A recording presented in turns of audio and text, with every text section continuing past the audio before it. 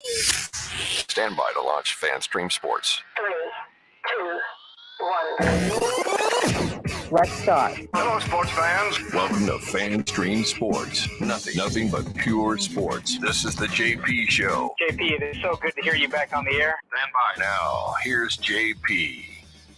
All right, happy Friday, everybody. So excited about the weekend. The Lightning clinch a playoff spot. That's exciting. The Rays bumble their way to a horrible series loss to the A's. Yuck. That's not good. The Bucks getting ready for the draft.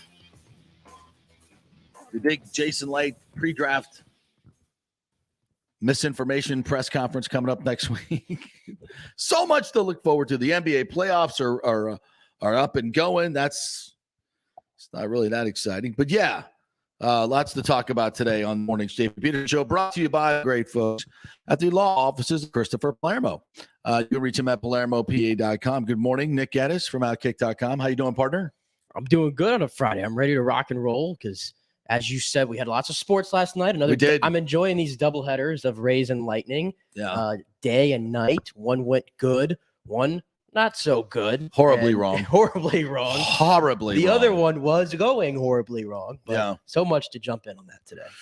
Yeah, and Nick is not impressed with the Lightning's win last night. I myself am wearing my number one bullshit T-shirt in honor of Nikita Kucherov scoring with 12 seconds left in the game, descended into overtime where the Lightning dominated and won not once but twice. Never seen a player offside himself twice in the same game. That's a new one. That's a Killorn new one. offsided himself and negated 2 of his own goals. I've never seen that in hockey. Could have had a hat trick, but no matter. The Lightning punched their ticket to the playoffs 8 times in the last 9 years. Look at the run the Lightning have been on in this 8 years. 2 cups, another conference, another Stanley Cup finals, cups, another conference finals, and playoffs in 8 of 9. That's an unprecedented run in the NHL for the best franchise in sports, definitely in the NHL. So suck it, Toronto, suck it, Montreal, suck entire teams of Canada. That's right. I just point them out because they hate us so much. They hate us because they hate us. I just stop a moment and just say this franchise is just it's head and shoulders above everybody else. It just is. We don't recognize that enough. I know I'm biased. I work for them, but to be this consistent, to be this excellent for so long, it's not easy. It starts at the top with Mr. Vinnick, and I think as they clinch, it's time to just recognize a little bit of that before Nick rips them today. They're getting it today. They are. Listen. I think we talked before the show, and I think some of your points are valid. So we're going to get to. We got lots to talk about with the Rays, and I think we've kind of said this leading up to this season, and I think it's bearing out a little bit. This may be the year that it all doesn't work for the Rays. And there have been many of those years. I know the last 4 years they've been very good, but previous to that, they were not very good. And the system that they run and what they do is going to have cycles. And I wonder if we peaked at the World Series, then came down, and we're going to go through another one of those down cycles before we come back up. Is that what we're doing here? Because yesterday was ugly on so many levels. So we'll get to the Rays here in a minute, but we're going to start with the Bolts. And, very interesting game last night. They come out in the first period. They outshoot them 11-6, controlling the game. I thought they had good jump, good start. This really looked like they've continued their defensive responsibility. They go up 2-0. Killorn had a goal. We got the 2 goals in the first period. We start with the good stuff? Yeah, we'll start with the good stuff before we get to the others. Before we get to the 3 in a row that weren't so good. The ugly second period that I had to recap on my Hockey Night Live. Go ahead. Here comes Palat in. His shot goes off a leg. And, of course, the Lightning lost were shutouts at Dallas. Here's a chance at it for backhand. They score! Strict cutoff on the Colton goal there. Ross Colton with a nice backhand right there, just flying around the net, being around it. It's, once again, you're getting, third and fourth line contributions. And as Brian Bradley so eloquently said to me after the second period, if you're counting on your fourth line doing all the scoring, you got no effing chance in the playoffs. Where are the stars? They played well for a bit, but they haven't been as consistent as they needed to be now down the stretch. And I would agree with that. So that led to 1-0. And then Killorn with a really nice wrista. The first of 3 times he found the back of the net. That's right. The only one that counted. Yes. Though. But here it was. Because he did not offside himself on this particular play. Chris Lindholm, here's a chance for Killorn. He scores! Oh, ring it, baby. Alex Killorn! Ring it, baby, off the post. Scratch my back with a hacksaw. No mistake of that shot, and it's 2-0 Lightning. I love that Alex sound. Killorn creeping up on his best year ever. Goal total was 26. He's got 22 goals now. But Anaheim just has too many spaces for the Lightning forwards to have some time and room. So Killorn's the third man high. Lightning do a good job along the wall, digging the puck out, and then they get it to the third man high. And all he has to do is sift his way to more open ice to get the puck under control. Makes a great shot. The Stallars can't make the save. Yeah, that was a great shot. And that's, it just underscores how many great skilled scorers we have on this team. Then came the second period and 3 unanswered goals by the Ducks. 2 of them redirects right in front of Vasi, which you can't put on him. The other goal went through him. Not a good goal. And I got to tell you, when John Cooper pulled Vasilevsky last night, there was a murmur, a groan, a hush that went over Emily Arena. You know that, like, oh, did he pull Vasilevsky? Oh my God, no, never pull Vasilevsky. What's going on? Like, everybody was like looking at each other. It was kind of bizarre. Like, did he just pull Vasilevsky? I think he did. Oh, shit. Oh, God. When was that? And everybody's getting in their books like, when's the last time you pulled it? God, it's been like 3, 4, 5, 10 years.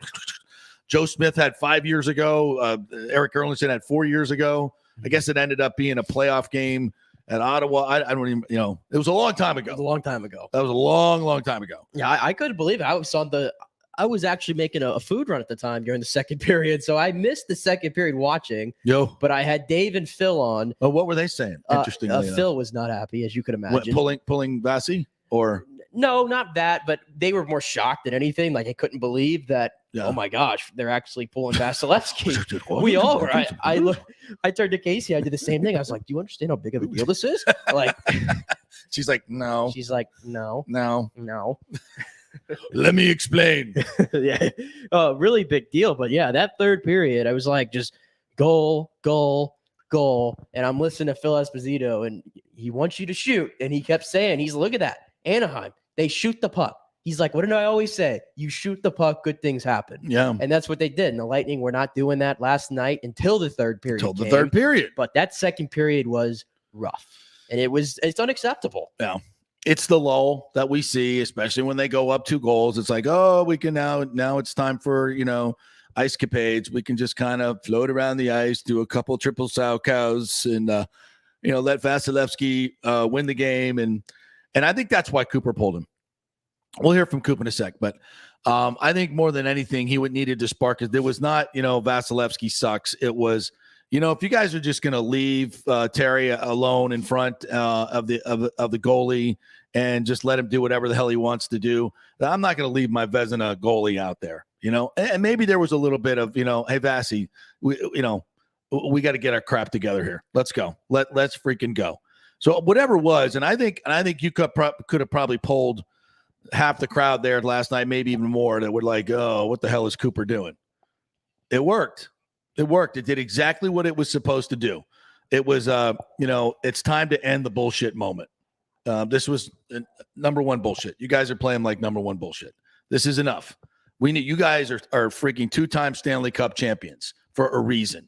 You know how to play the game. And did you see the desperation that they played with the last 5 to 10 minutes? Yeah, they did. That's the level. Needed. That's the level they need to play at. But I keep wondering, I'm like, why? What is it? Why does it come to that point? Is my question. Why does it always come to that point? It's human nature, bro. You just won 2 cups. You just won 2 cups, man. You are, but again, the talent on the ice. I'm not saying it's right. I'm not saying it's an excuse. I'm saying that's the reality. The talent on the ice, again, even last night against Anaheim, it's huge. The gap is huge in most of these games.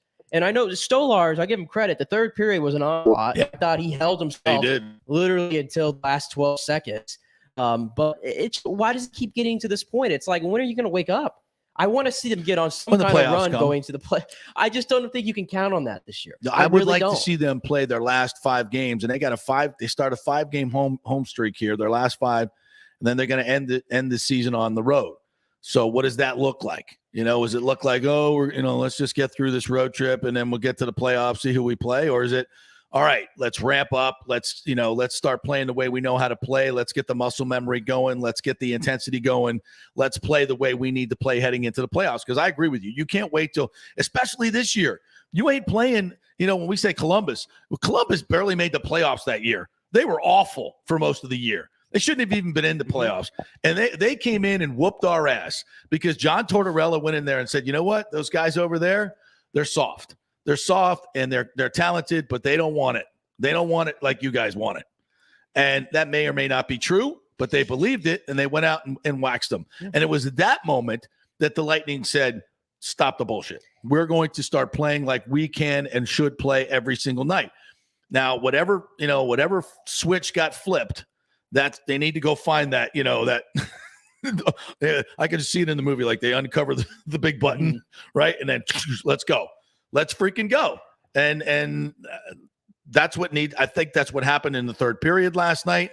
I would imagine that dressing room in between in that second intermission was a little bit salt. That was a little salty Cooper. Would like to be a fly on the wall there. I'm guessing that was a little salty Cooper. Probably. As it needed to be. And good. So if this is the wake-up call, so be it. Just in time. We got, 9 games left in the regular season? Here we go.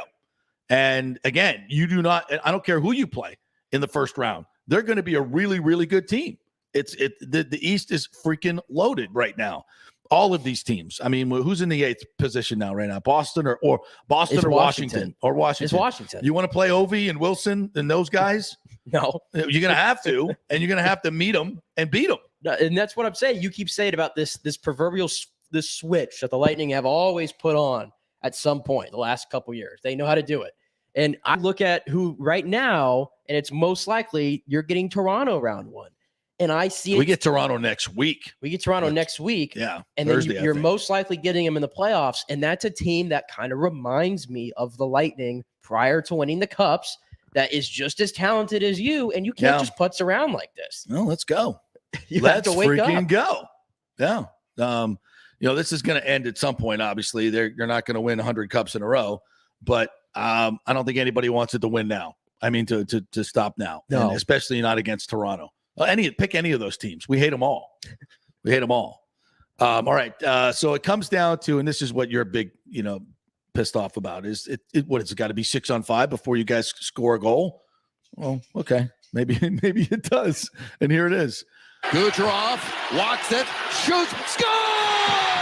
That was awesome. Nikita Kucherov has tied this game. That place is going nuts last night. I love that sound. I love that sound too. I love that sound. He's gone after this shot a couple of times, and it's the screen in front. Watch Corey Perry again. Corey Perry, Shattenkirk's covering him. Point is there as well. Wow. How did he get that Perry through? That makes the biggest difference. He and Shattenkirk, and Kucherov is just Did that go looking at through all his the legs? bodies passing Did that across. go through the defender's Where legs? is the opening? And he knows he has to make that shot back against the grain under the bar. Stolarz is looking for it, can't find it, and Cooch has tied the game. Brian Engbaum, Dave Randolph there, Bally Sports Sun. Wow, what a shot. Oh, I'm glad he shot. I'm glad he shot the puck. You don't see Cooch take shots from the point like that usually. 12 seconds But left. 12 seconds left. I guess it's time to start. He saw a window, and boy, he flipped that sucker right through. I mean, and that's the thing, man. You look at the shots that Killorn made last night, off the post. We got so many talented scorers. Colton, obviously. And that was fantastic. We go to overtime, and Killorn takes a long pass from Corey Perry and scores. but he was barely offsided himself, barely, probably by about, I don't know, a quarter skate blade maybe. But I think it was the right call. I think you could have gone either way, but I think it was the right call. And did you not get the feeling though that even after that was nullified, that, and by the way, tip of the cap to Brian Elliott for 13 saves, and I would say 4 or 5 of them, a couple on the breakaway in regulation, that saved the game clearly.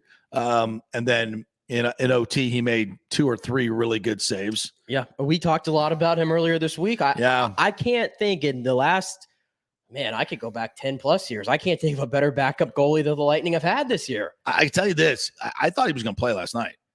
You thought he was going to play last night? Yeah, I was a little surprised he didn't play last night, to be honest with you.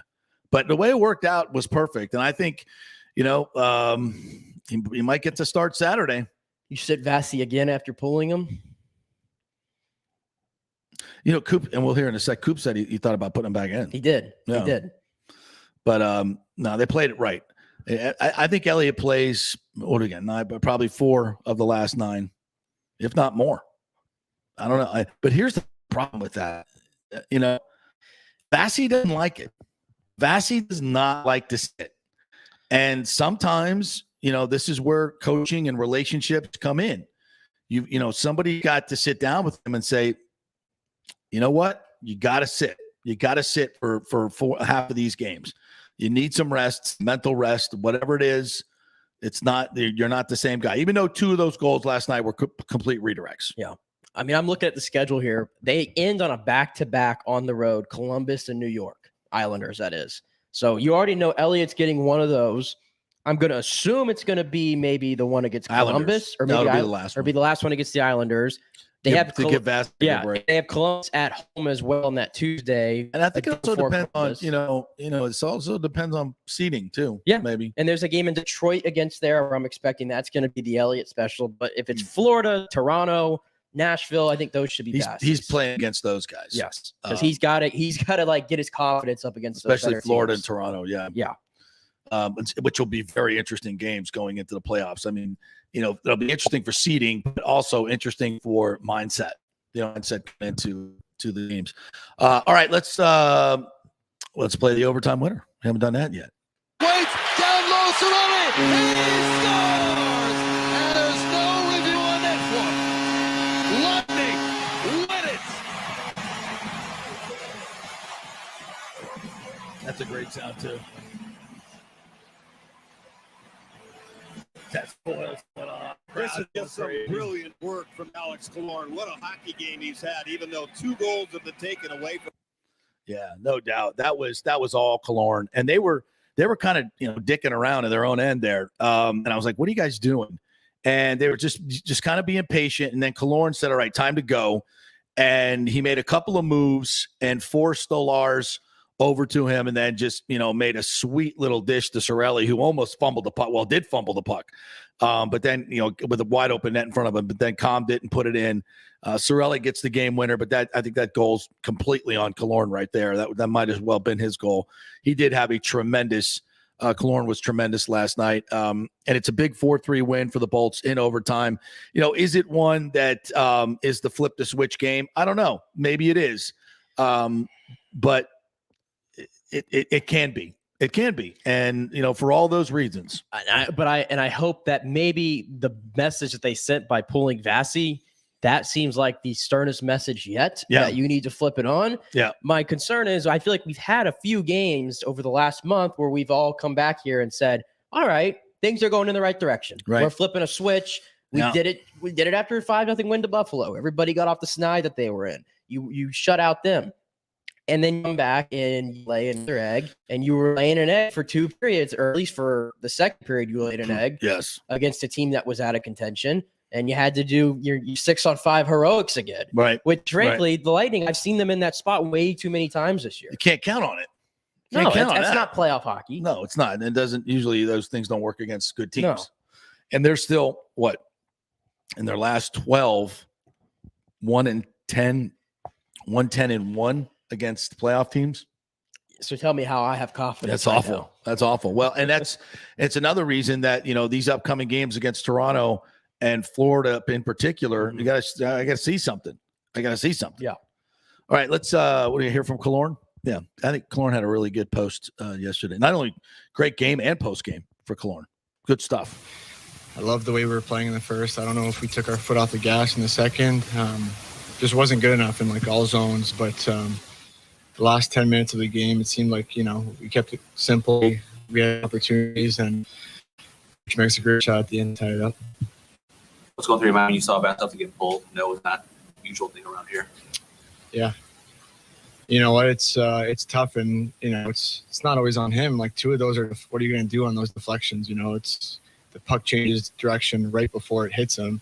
Those are difficult. So, but sometimes just more for the team's sake, you do that to kind of change momentum. Did it for you guys? Did it send you a message to you guys, or you think? Or When did they pull him? Yeah. When did they pull him again? Second? After the third goal. After the third goal. Yeah, I think whenever, especially a guy like Vasily, whenever he gets pulled, it sends a message for sure. Have you ever in your career had 2 goals disallowed? No.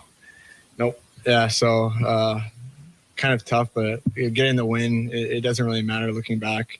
The second one, I wasn't sure. I was trying to kind of time it, and I didn't know because the pass, I had to catch the pass, but I didn't stay on side. So either way, we ended up winning, so it doesn't really matter.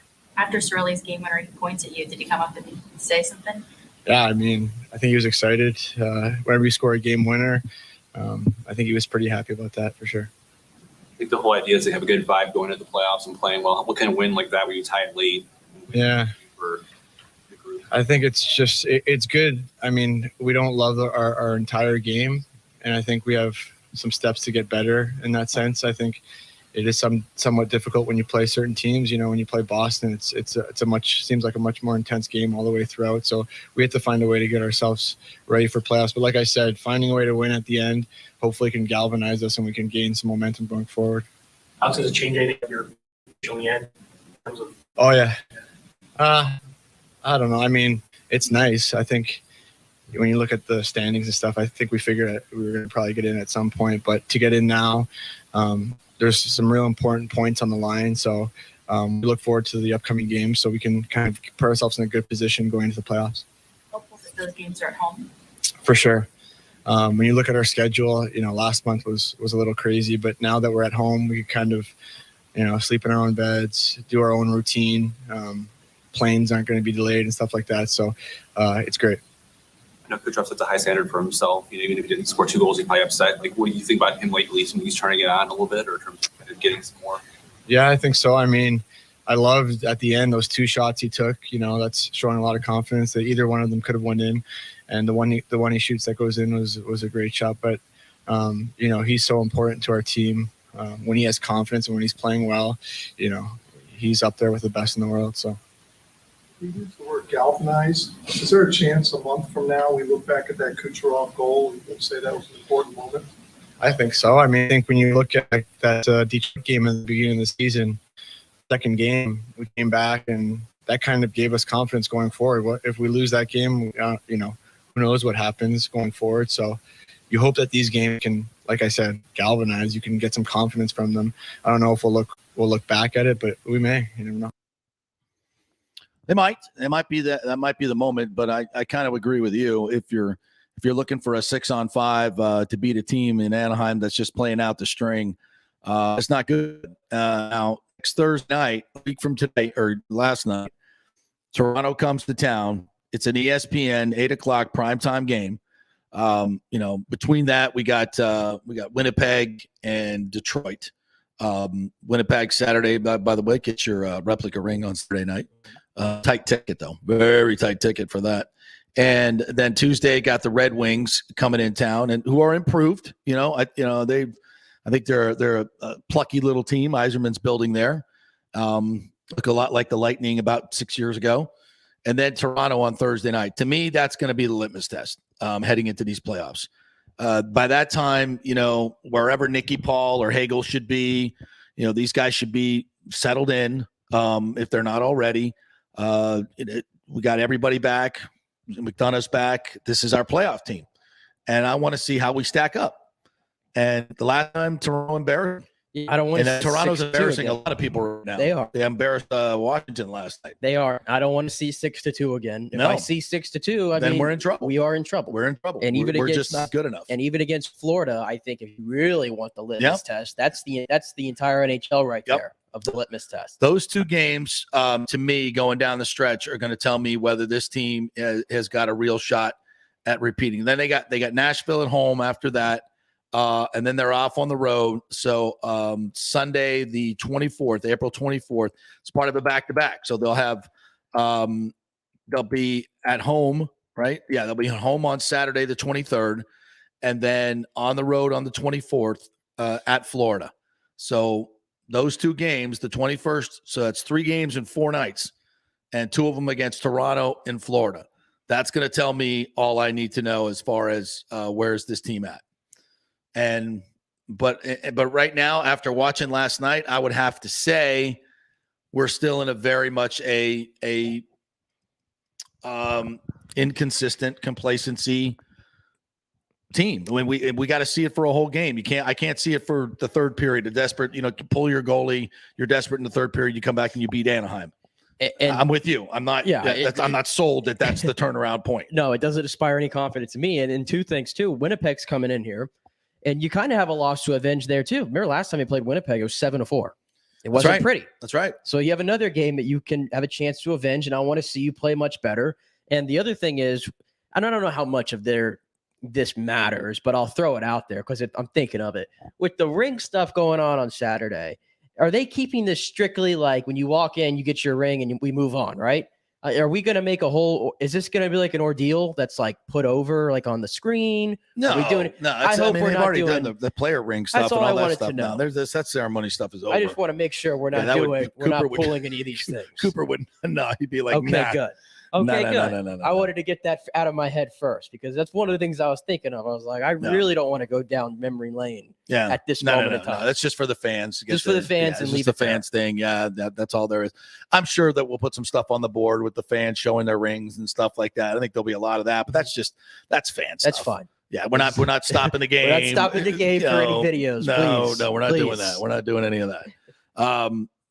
Let's hear from Cooper last night. And a very interesting post game from him as well. Good post games.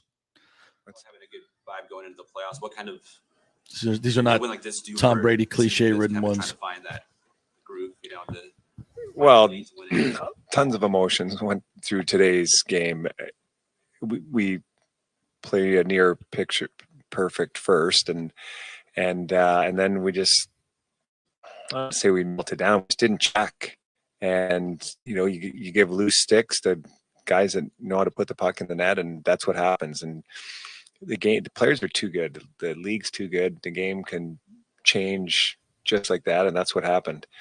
But there were some signs, like the guys, in the end, our power play, even though it didn't score, I thought it gave us a ton of life. It had chances, which I think led into the 6-on-5, which, in the end, Cooch grabbed control and puts that one in. But I thought there was a lot of momentum built up, especially that last 8 minutes of the third.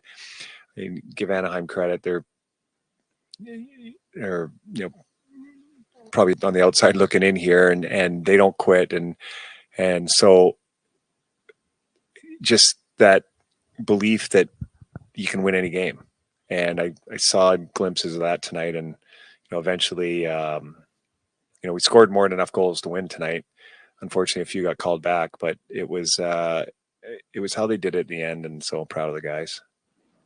Old Vasilevsky in a few years now. Was it we went into that decision to send a message to group, or what was that? Those are tough decisions. They haven't been too tough for me because we just haven't been in those situations. I probably tend to leave, our goalies in more maybe than I should, but I trust them. But in this situation here, I felt it was time. 3 quick ones went in, and I just didn't want to be in a situation where I want anybody like losing confidence, and I didn't want to burn a timeout. And I thought about putting them back in. And so, a lot of different things go into it. But for Vass, if you're getting pulled once every 3 years, I hope the next time it happens, if it does, is not for 3 years from now. So it's going to happen in games. And tonight just happened.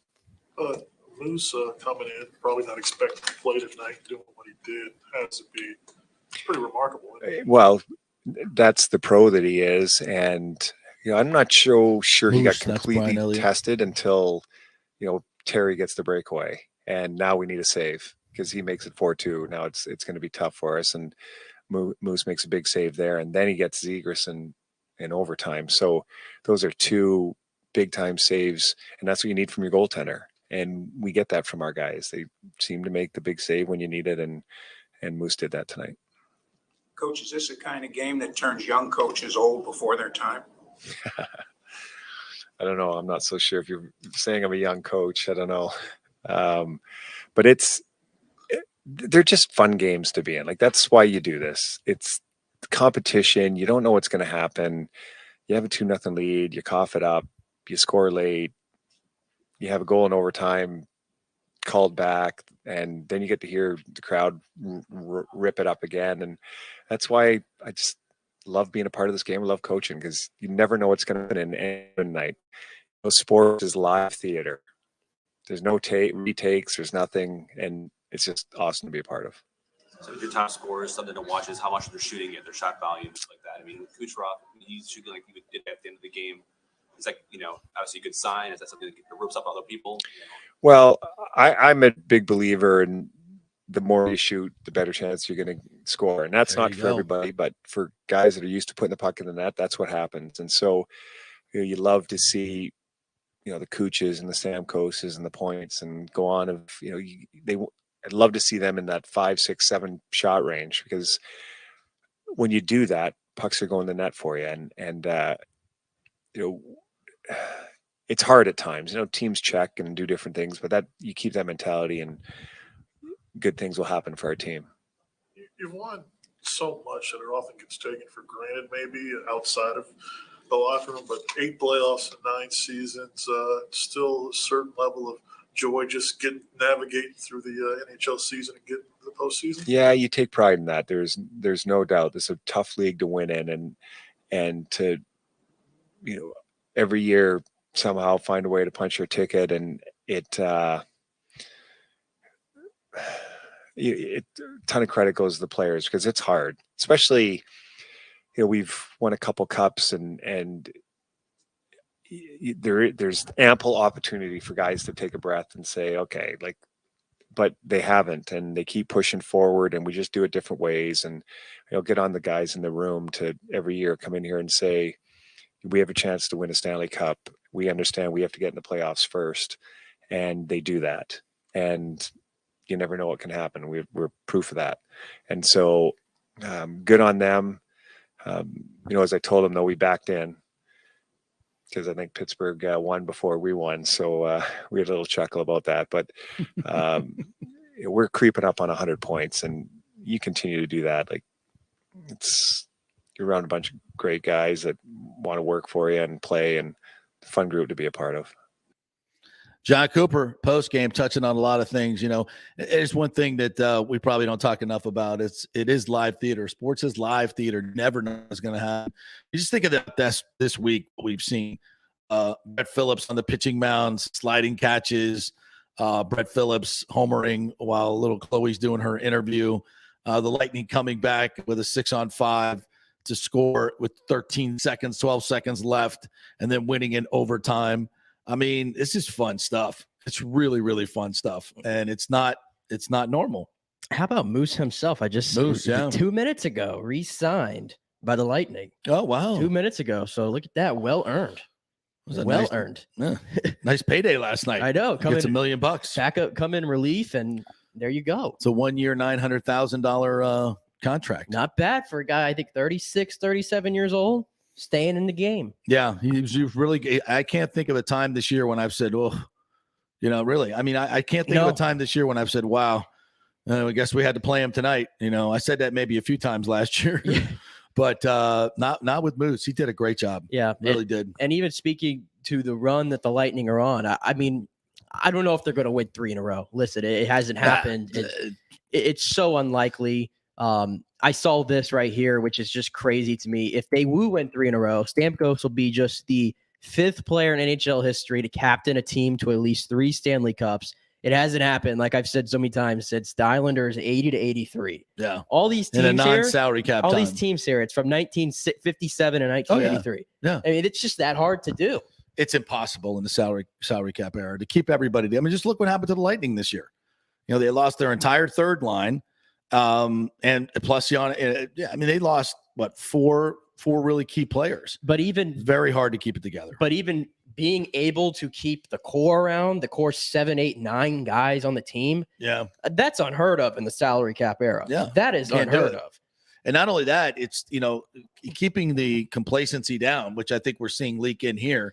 But to win back-to-backs in that COVID situation and all that crap, well, some people say, oh, it's not as real. I mean, to me, it's way harder what they had to go through, to be quite honest. They had no home games one year. Of course, they didn't have a lot of away games either. I get it. But it's you're not saying that whole quarantine thing that they had to go through, I don't think anybody knows how hard that was, being away from your families and everything. I think if they win the 3 in a row, not only winning the 3 in a row obviously would be the biggest deal, but if you win one in 3 different situations, a 6-month stoppage in between, winning in a bubble, a 56 game sprint, where you just play nobody but your division, in the playoffs, then going through it and getting your best player back just in time, and then doing this in a full regular season with roster turnover, with a lot of your stars injured, going through this complacency. Wow, I don't think you could beat that at that point. No, and they're in the hunt. I mean, do I think they're the best hockey team playing right now? No,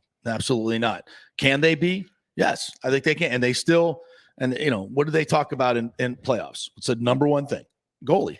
Yeah. And we still have the best goalie in the world. I would like to see him get back to his form for whatever the reasons is, whether he's tired, whether it's, off the ice distractions, which can imagine are incredibly real for all the Russian players right now. And I say that with an incredibly compassionate voice. They have no say in what's going on over there. They have I've seen so many stupid things on Twitter about those Russian players. And these players are reading this stuff and hearing it. It can't help but affect them. And, hopefully that part of it goes away for a while. Yeah. And even with the struggles Lightning are going through, even when I listen to pundits talk about them, they still say, it doesn't matter. No other team in that wants to play the Lightning in the first round. No, you don't want to see them in the first round. We look at this team as like, okay, we're not as good as we've been. But the other teams must look at us like going, those guys can flip the switch anytime. So we don't want to play them either. So, and experience matters in the playoffs. It really, really does.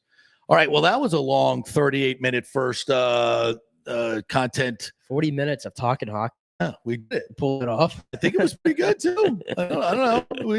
What do you guys think? You can always hit us up at FanStreamJP. You can also hit us up on the YouTube page. You can comment. We put the comments up there on the screen as well. Lots of ways to watch and listen on Twitter and, of course, Facebook as well. We'll take a break, and when we come back, we're going to get into the Rays. Not only the game yesterday, but signs that maybe this is the year that it just doesn't work for Tampa Bay. Lots of holes in this team. It's early, but it's ugly. Stay with us.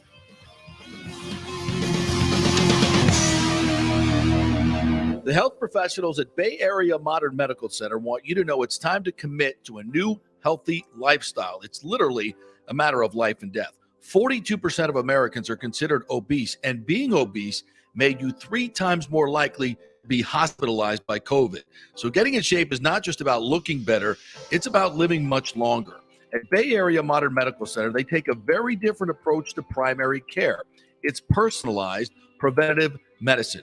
Christopher Lugo and his experienced staff are proactive in looking at your issues before they become a problem, encouraging a healthy lifestyle with proper diet, supplements, and exercise to optimize your active lifestyle. Building up your immune system, not destroying it with poor nutrition and bad habits. So call for an appointment, maybe change your primary care and get on a journey back to full health and a happy life. Call 844-977-3477 or go to BAMMC.com. Tell them JP sent you for priority scheduling. 844-977-3477 or go to BAMMC.com. Have you purchased a home in the last 10 years and the stucco was starting to come loose from the upstairs portion? Well, that can cause some serious damage that you can't see until it's too late.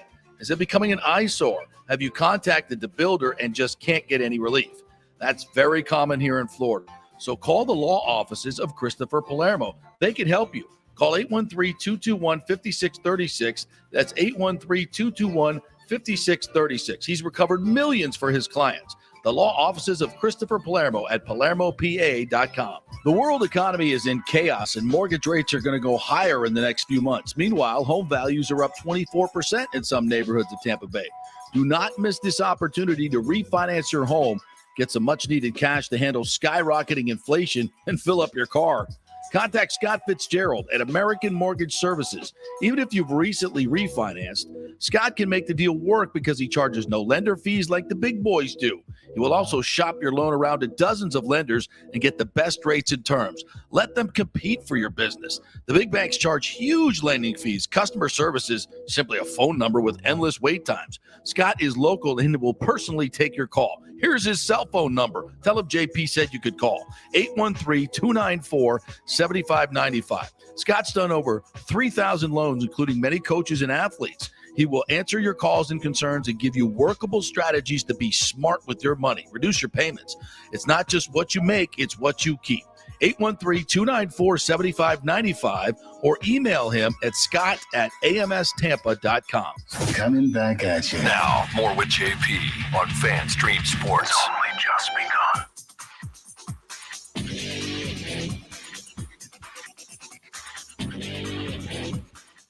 All right, welcome back to the JP Peterson Show, brought to you by the law offices of Christopher Palermo.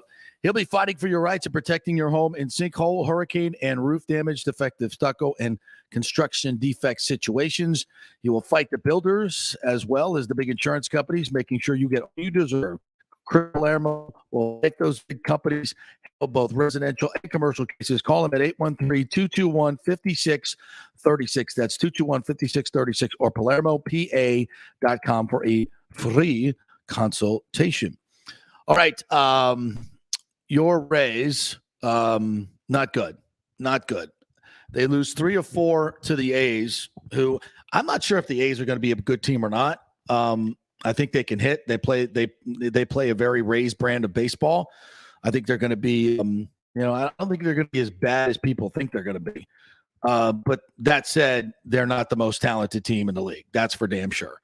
And they made the Rays look bad. The pitching staff right now is in shambles. The bullpen is already taxed. I do like what I saw from Fleming yesterday. I thought he was really, really good. Josh Fleming. That's a great sign. If we can get him to be at that level, and but it's the shoddy defense that we saw this week. They walked 19 batters in the series, which I think is more the most they've done since 2019. With all the injuries to the pitchers, I mean, you could start looking at this and say, what did we do in the offseason to make this team better? Is this team better than what we saw last year, or is it markedly worse? And I would, the addition, obviously, of Corey Kluber, who I think pitched well. Lord, that man has got to stay healthy. Mm-hmm. Good God. McClanahan's a great, great piece. You saw it the other day. He had freaking no-hit stuff. It's a lot. I will also say this of this particular series. How many 3-run home runs did the A's hit? In every one of the games they won, they hit a 3-run homer. It was like yesterday. I was like, okay, the goal is let's not have a 3-run home run. And then rather than having we got a 3-run Little League home run. Do we have that one? You really want to listen to that? I kind of want to, yeah. Especially if you have the A's version of it. I'll cue it up real quick. It was that, and that's it's kind of a bonehead play by Rosarena. It's a ball that hits the mound. Hard hit ball by Kemp, goes right up, and then Rosarena comes in to cut it off right in front of KK, which was weird. Like, I mean, does Rosarena not know by now that it's his outfield? It's KK's outfield. We saw it last year, remember? Yeah. Remember? Might be some hesitancy there from Rosarena. A little residue of him cutting off KK? I don't know. So Rosarena came in front of KK on a ball clearly KK was going to handle. 2 runs were going to score anyway. That just exacerbated into a 3-run. And that was That was a 2-out ground ball that Fleming gets. Yeah. And here it is. And Franco's kind of playing in a hole. I was kind of surprised off the bat he doesn't get that ball.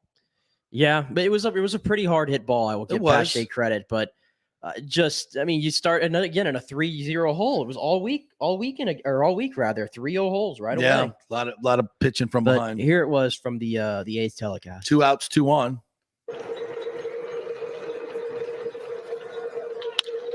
Up the middle, base hit left center field. Andrus will score. Smith to third, and the ball gets past the center fielder, and it rolls all the way to the wall. Smith's going to score. There comes Pache. Pache's going to score. It's 3-0 A's. Not only was the ball missed in center field on the ground ball, but then Kiermaier could not pick it up when he got to the wall. And that allowed Pache to just keep on running. Yeah, that was a little fumblerooski out in center. Pache sends a bolt up the middle, but Arozarena can't cut it off, ends up booting it. And Kiermaier, once he finally gets to it, tries to pick it up with his glove. Maybe a no-no. Yeah, that's a bad play by Arozarena. But it happens. It happens. In this series, unfortunately, it just seemed like it happened to everybody. And KK, not going to cover off the ball as he did in the postseason. So his offense is lacking. There have been a couple of plays that he normally makes that I think he hasn't made this year. A lot of KK hate yesterday. And yes, should he have picked that ball up with his bare hand? Wouldn't have mattered. I don't know. It wouldn't really mattered. Guy's scoring anyway. I'm gonna bet that he knows that though, that he should probably pick it up with the bare hand. Yeah, but it happens. The play after, there was a shot to center, and that one, I don't know if he got a bad read on that or if it was just a bullet that just went over his head. He did his best, whatever. But even then, that whole inning, then there's a grounder to Franco. He makes his best Derek Jeter impression. Perfect one hop to Yandy, and he can't get it. And how many times to tell you the Rays don't have a first baseman? Not a defensive first baseman. No, they just they just don't pay attention to defense at first base. They just think they'll get a hitter that they can match up in a platoon situation. I mean, as much as we love G-Man, he's not a great first baseman either. Doesn't have any range. And those are big plays. No, and I think Yandy right now, he is a liability, I think, at third, and he's a liability at first. And that's where he's playing. And I don't think his bat has necessarily come around yet. It might. I don't want to overreact to everything after 7 games, especially after the first weekend. We came here and I said it was a perfect weekend for the Rays. Right. Unfortunately, it the was Orioles a little different. Are really bad, though. They're really bad, but I thought the A's were really bad. And at any point of the season, if you tell me the Rays lose 3 out of 4 to Oakland, I would be concerned. But it's just everything we saw was just a stark contrast from what we saw the first 3 games. And I don't know who's hitting right now. We got Brandon Lowe's got 3 home runs, another 2-run bomb yesterday. You just did it yourself. You called him Brandon Lowe. Brandon Lowe. Yeah, go back and forth. And Josh Lowe has not really, set the world on fire either. Harold Ramirez is not, I don't hitting think a 3-hole. I'm not convinced of that right now. The 3-hole. Look at this team. It's not great. And that's why I said everyone wants to just pencil them in for 100 wins. I got news for you. Not this team. No way. No freaking way. I don't want to overreact yet.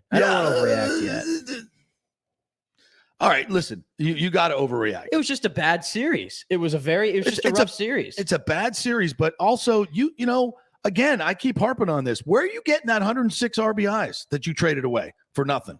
Nothing at the league level. Sorry. And Paredes going to be a good player, but he's not want to see him now. Yeah, he's not giving you anything. I want to see him now. That's why I just brought Yandy Diaz up, because I don't know what Yandy Diaz is giving me at the moment. I think Isaac Paredes could probably hit the ball better than him, and he has to be a better defender. Yeah. I think that this team, as it's constituted right now, and I'm not. It's not first week type deal. It's different. There is no Austin Meadows.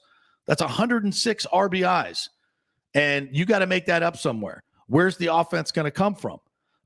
Suddenly Wander Franco is not Superman, and he's gone into a little bit of a lull. So if he goes into a low, you're counting on a rookie to carry you the whole year. Arozarena is the rookie of the year. I'd like to see more from him. I think he's been. I don't know what's going on with him, but the at bats are not. They're bad. They're bad at They're bats. very bad. I mean, he's swinging at everything. He's swinging at everything. A lot of grounders. A lot of just trying to swing for the fences. Yep. Bad. Not good defensively. I'm a little concerned about him. I think you have to. I mean, I can't see him leading off at the moment. I don't see how you can lead off for him. No. It's not a good table setter right now.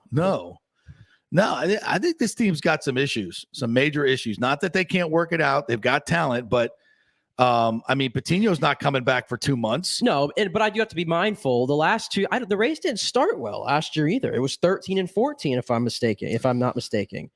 They didn't start great last year, and they got hot eventually. Yeah, they did. That's why I'm not writing them off. I don't want to play Mr. Overreact yet. No. But again, we're here to comment on what we just saw for 4 games.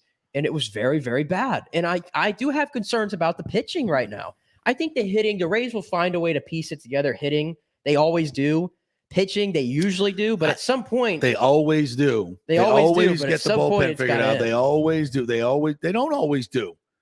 They don't always do. To make it through the regular season. It's been 4 years. They've had a really good run. But if you go back and look historically in the Sternberg era, it's dips and fits and dips. And, could we be headed for another 3-year dip here? I'm not making that determination. I don't see it. I don't see it that bad. No. But the other thing, too, is you have to understand pitching is not exactly loaded in the minors as it was a year or 2 years ago because those guys have come up. We've already used 20 pitchers. Yeah. A lot of them are hurt. They've traded some. Yeah. So the problem is the Durham shuttle is working right away because it has to. But the guys that are coming through the Durham shuttle, I don't think are ready for Major League Ball yet. Well, Phoenix Sanders did well yesterday. USF I think was the best that we've seen so far between Romero, between Garza, between Dustin Knight. I think Sanders was the best one so far. Did a nice job. But just think about that. I just said 4 names who I think most Rays fans, unless you're really keeping in touch with Durham Bulls. We're not counting on. We weren't counting on them. We're waiting to see them on Game 7 of the regular season here. No. This team right now, it just doesn't seem to. I mean, you go through the lineup and you're like, okay, I'm not sure about this guy. I'm not sure about this guy. I'm not sure about this guy. It's and the pitching staff, especially the bullpen right now, I just don't think has any real identity. And I will say too, the one hitter who seems to be rounding into form is Brandon Lau. Yeah, and based on the last few years, when he gets hot, he can carry a lineup. Right. When he's done it before, where nobody's been hitting, but Brandon Lau he has. So I think it's good for him to get going. I think I'd like to see him stay in the leadoff spot because he's your most consistent bat at the moment. But I still don't like him as a leadoff hitter. He's got too much power. He's got too much power, but you need somebody. I mean, I don't know if you want to put Franco there in that lead. Who's going to hit leadoff right now? They wanted Josh Lowe to be that guy, I think. Yeah, he could be. But I don't think he's ready for it yet. Yeah. Who do you put? They keep putting Yandy up there. I hate the fact that the Rays don't value a true leadoff hitter, a guy that has speed, that gets on, is good on-base percentage, can disrupt the other team. They just something they've never really paid any attention to whatsoever.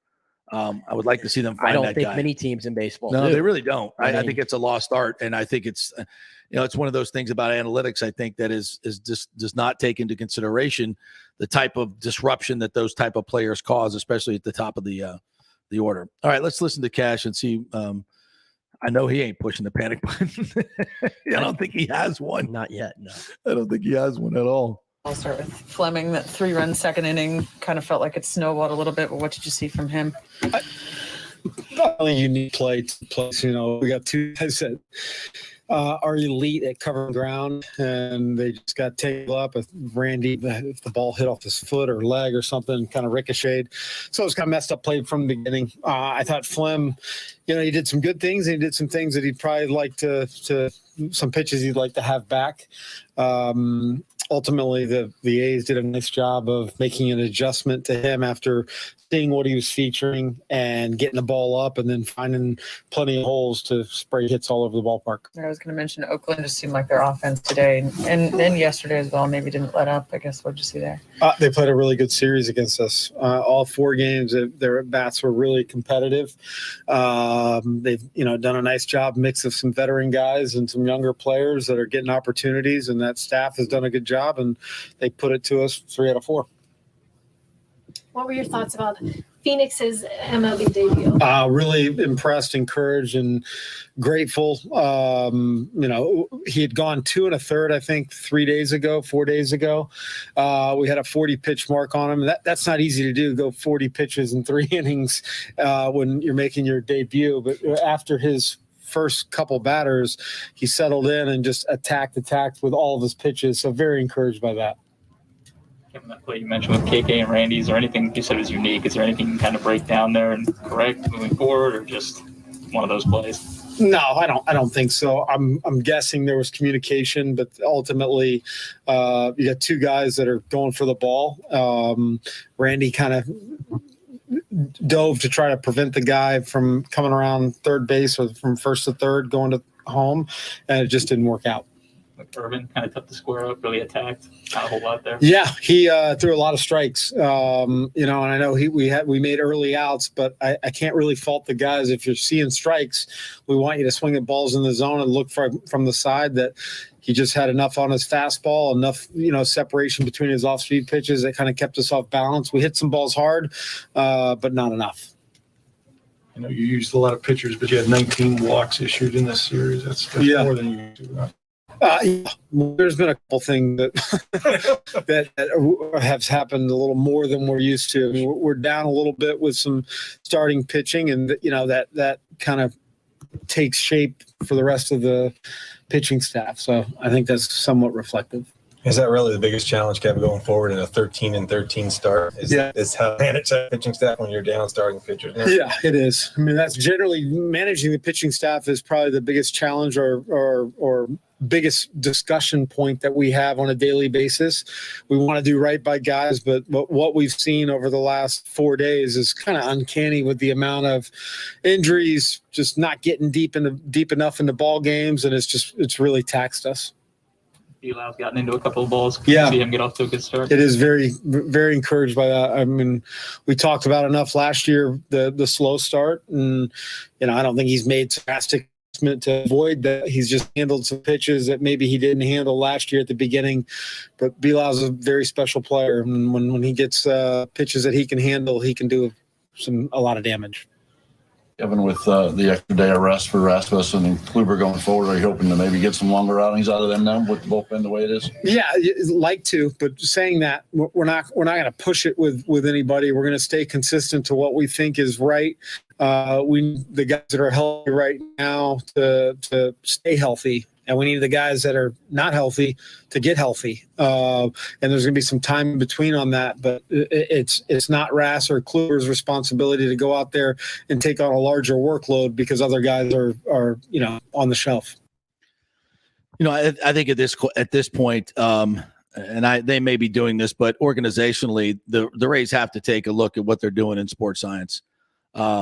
They do. They're just way too many injuries to pitchers.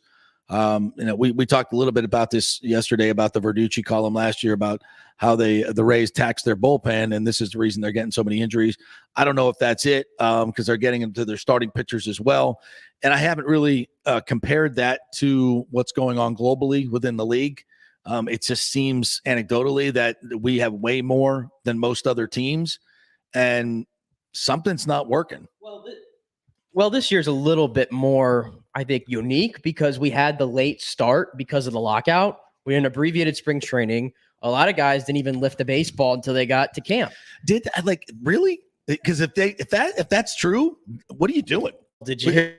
If you're not getting paid, you're not at the yard, you can't go find a field. It sounds These guys crazy. don't know how to go work out without Listen, the team. It sounds crazy to me. Ridiculous. It sounds crazy to me, but that's what Clayton Kershaw said. Literally, he said he didn't pick up a baseball for 3 months until he got into camp. Why would you do that? I know for a fact that every one of Jason Romano's clients were working, and Kyle Tucker told me he was working out 5 days a week. I mean, all these guys are working out. The pitchers should be pitching. They should be throwing. Yeah, I have no idea on that. Especially when spring training didn't start on time. If you're a pitcher just sitting on your ass playing video games instead of going out and doing what you normally would be doing, I'm sorry. That's on you. Yeah, I don't know. That might be part of it. I know that definitely the late start is because some guys are not fully built up right now and they may be pushing it a little bit. I get that part. That goes for a lot of injuries and maybe why the Rays have like 9 or 10 pitchers sitting on the IL right now. Well, it's just all we hear about is pitch counts and this, and we got to protect this guy. We got to protect that guy. We got to protect. And they'd get nothing but injuries. I mean, it's like doing the same thing over and over and over again. You're going to get the same result. And they got to do something different. And I know he said there at the end, it shouldn't be put upon Rasmussen and Kluber to have to throw more than usual to pick up the slack of some guys. I get that. But if Rasmussen today against Chicago, or tonight against Chicago rather, what is he realistically going? I mean, he's never yet been a guy to even go 6 innings. He's never made it to the 6th inning, I don't think. He's always been a 5 innings and cut off. Yeah. That seems like the Rays' magic number right now. Based on the way it's been going for the Rays, are we expecting him to get through 5 tonight? Well, I think from a competitive balance or a competitive edge standpoint, they don't want the pitchers to see the third time through. I get that. And those numbers are solid, and I get it. But in this situation, if you got like tonight, let's say Rasmussen gets through 5 innings on 65 pitches, and he's great. You let him go through the third time because you got to save these arms. You got to save your bullpen, and right? That's my point. That's where you have to. The situation is different now. We're really, really hurt on bullpen. We got 13 games in 13 days. This is a situation where, hey, he's been efficient, got some early outs. Let's let him go an extra inning or two. If he gets to 85 pitches and it's in the 8th inning, you let him go to the 8th inning. Yeah, especially if he's pitching well. I mean, at that point, it's not happening. I know. It's not happening. I know it's not happening. It's not but happening maybe really it should. across the league unless you're one of those elite guys, and it's definitely not happening for the No, Rays. wait a minute. I disagree with that. I think other places in the league, they will, if a pitcher's going well and he hasn't reached his 85 or 100 pitches, whatever his count is, and he's efficient, they let him go a third time through the order. The Rays don't. I know that, but I could tell you this early in the season, it's not happening to anybody across the league.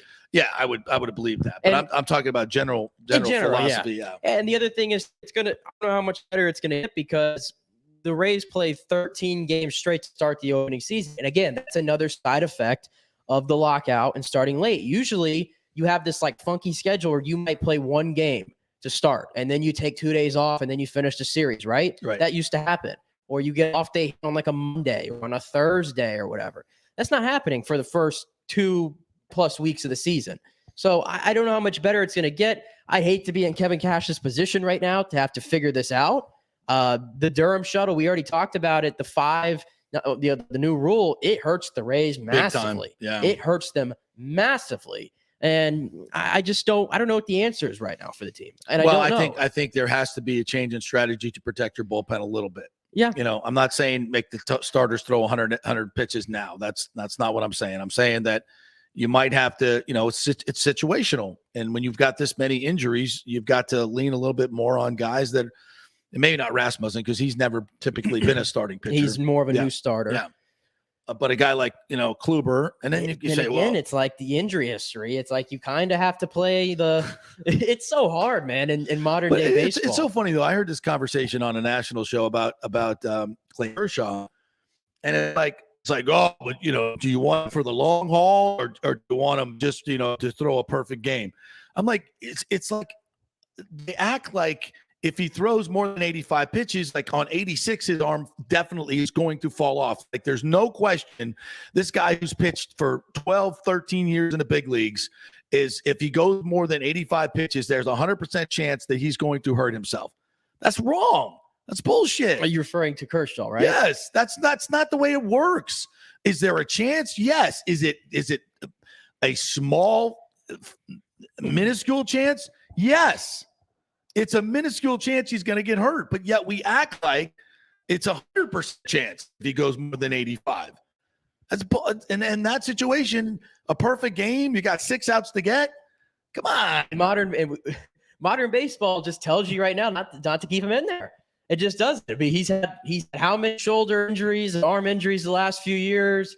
It's like I said, it's this first start of the season. You want him healthy. I think if you go back to every perfect game that's ever been thrown, there's probably a point in there where the manager was like, well, I should probably take him out for his health, but I'm going to let him go. Well, and the dude throws a perfect game. Think of the gap we're on right now. We're on a 10-year gap of in between perfect games. Has there ever been a bigger gap in MLB history of between perfect games? May never be one again, the way they handle these pitching staffs. Just in the first week, we had 3 guys with a no-hitter through 6 innings who were yanked before they even got to the 8th. Yeah. Think about that stat. I don't think it's good for baseball. I just don't. I don't either myself. And I heard a lot of people yesterday using the argument, well, it's a business and we're just fans and we just wanted the great moment. And I just say all the time, and I'll say because we didn't really talk much about the Kershaw thing. The worst part is you're getting injured anyway. Yeah. But it's just like maybe we act like, oh, well, at least what we're doing. We sacrifice our team and our players and the stats and all these other things, but at least we're keeping the guys healthy. No, you're not. No, you're not. You think the chances that Kershaw's not going to get hurt this year are now lower because he didn't go 2 more innings? No. Is that people really believe that? I'm sure some people do. The way some people think locking down people in a pandemic works. Some people think masks work because it might be intuitive that they do. Well, and when the science tells you they really don't. The way I saw that in that position with Kershaw, you have done everything in your career. Everything. Won every award you can win. The perfect game is literally the only thing left on the thing, and you're not really counting on that. I'll bet you right now he's not getting another shot at getting a perfect game in his career. No. It doesn't happen. No. And you allowed to leave him in there. 13 strikeouts and 21 batters faced. That's nuts. It's bananas. And I know what he said after. Those are selfish goals. I'm sick of those guys saying that crap. He's protecting Dave Roberts. Of course he is. He's just protecting Dave Roberts. Of course he is. Just like McClanahan says what he's told to say. He wants to pitch. You think I would love the day to come if it's Glasnow, McClanahan, whoever on the staff is 7 innings through perfect, and Kevin Cash comes walking out. I'd love to see the reaction. I'd love to see it. What would happen if a player just said, I'm not leaving? Max Scherzer would never leave. He's not leaving. He's not. I'm not fucking leaving. That's Max Scherzer. He ain't leaving. Some guys aren't. That's what I would do. I'd go Wolf of Wall Street. No, just take your ass back into the dugout. Just I would stop. I'd put my hand up like before he got across the line. And then no, unless you're going to bring the entire coaching staff with a straitjacket and put it on me, I'm not fucking leaving. I'm not. Drives me crazy. All right, let's take another break. Only our second break of the podcast. We got to get all the sponsors in. We're going to give them lots of love here because we do love all you guys. And you let us do what we do here. And I want all you listeners to patronize our sponsors this week. Please do. Even if you call them up or tweet them at them and say, hey, thanks for sponsoring the JP Peterson Show. We would really appreciate that. So we'll hit them all right here in this break. And then we'll be back with more right here on the JP Peterson Show. The health professionals at Bay Area Modern Medical Center want you to know it's time to commit to a new healthy lifestyle. It's literally a matter of life and death. 42% of Americans are considered obese, and being obese made you three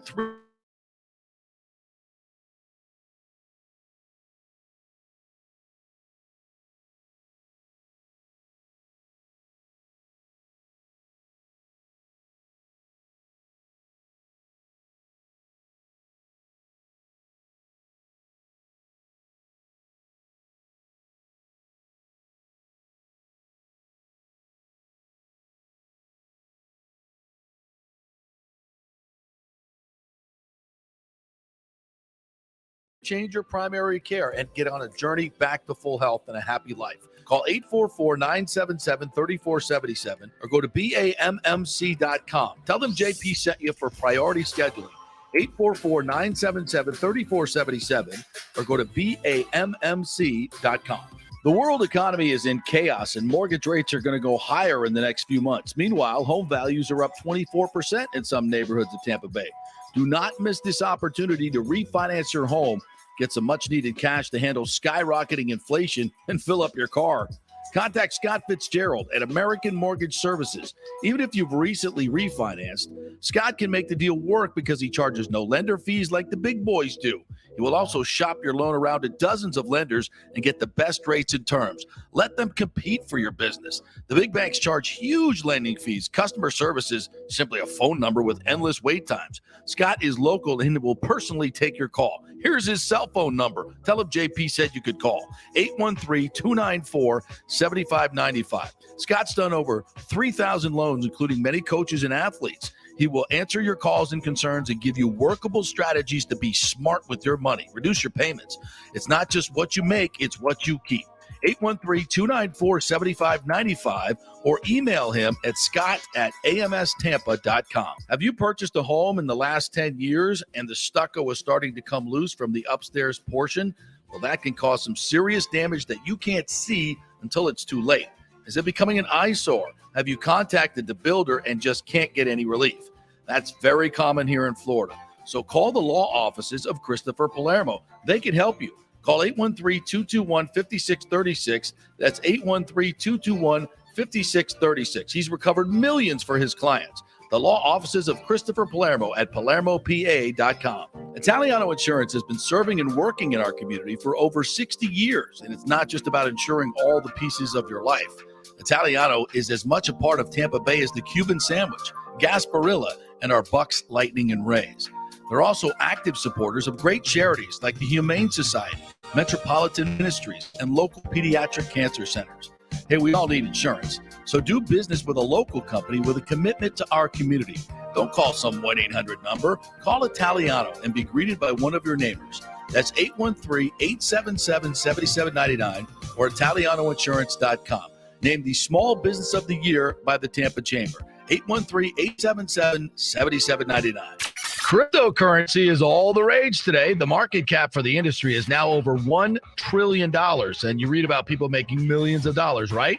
You want to get in, but have no idea what to do? Or maybe you dabbled a bit and you want to unlock the real money-making opportunities and don't know how to do it. There are over 10,000 tokens and thousands of decentralized finance exchanges to navigate.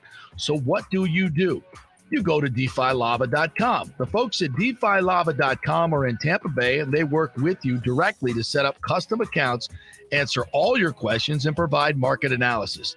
Decentralized finance and cryptocurrencies are here to stay and will change the financial markets as we know them. Get in the game.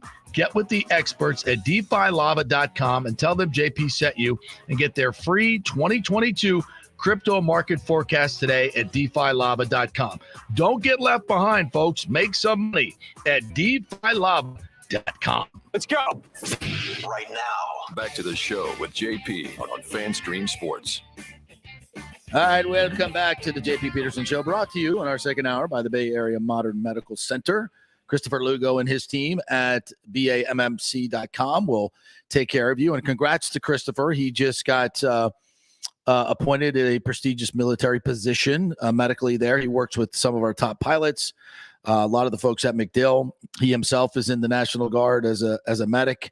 And really, really cutting edge stuff, folks. If you're interested in testosterone replacement therapy, if you are interested in losing weight, getting fit, being in the optimum health, this is the place to go. It's real cutting edge stuff. That's why they call it Bay Area Modern Medical Center.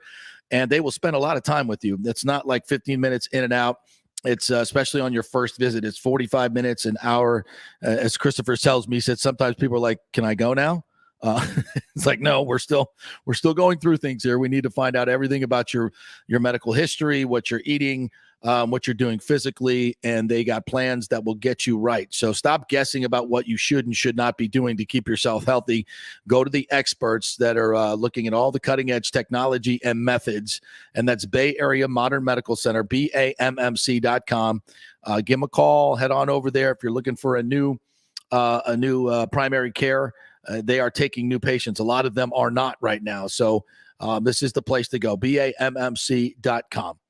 And we thank, again, all of our sponsors for allowing us to be so liberal with our content time here.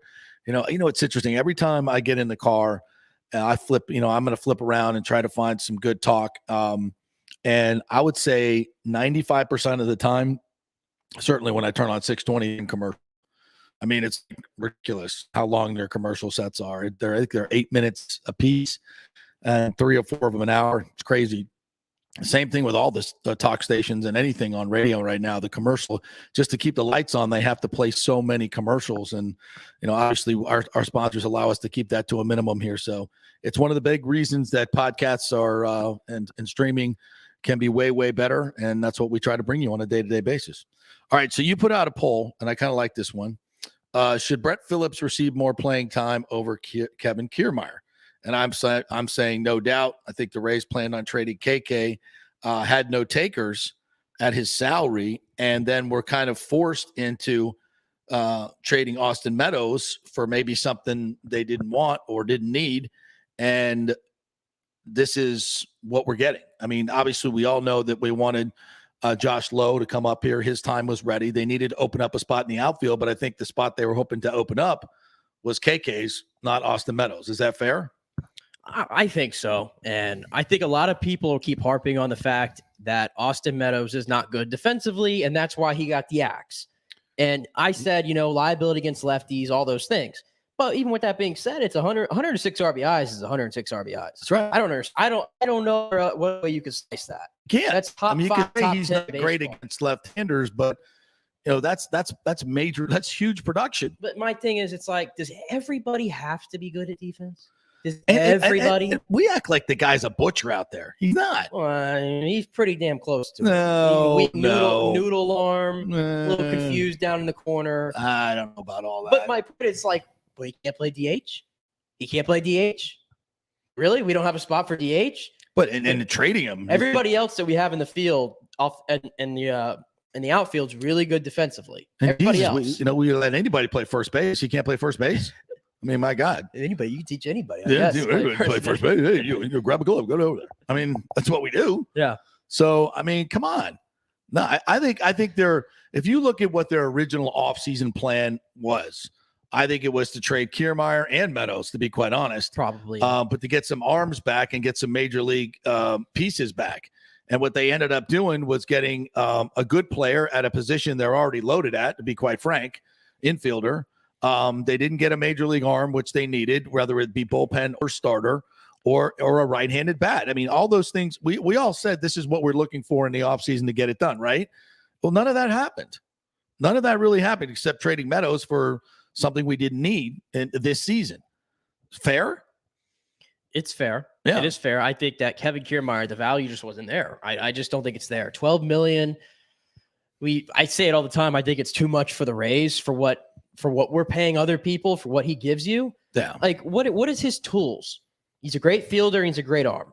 So he's got 2 of the 5 tools. For as fast as he is, he's not great on the base path. No, he's not a base stealer. Had 9 stolen bases last year. Yeah. 9. Yeah.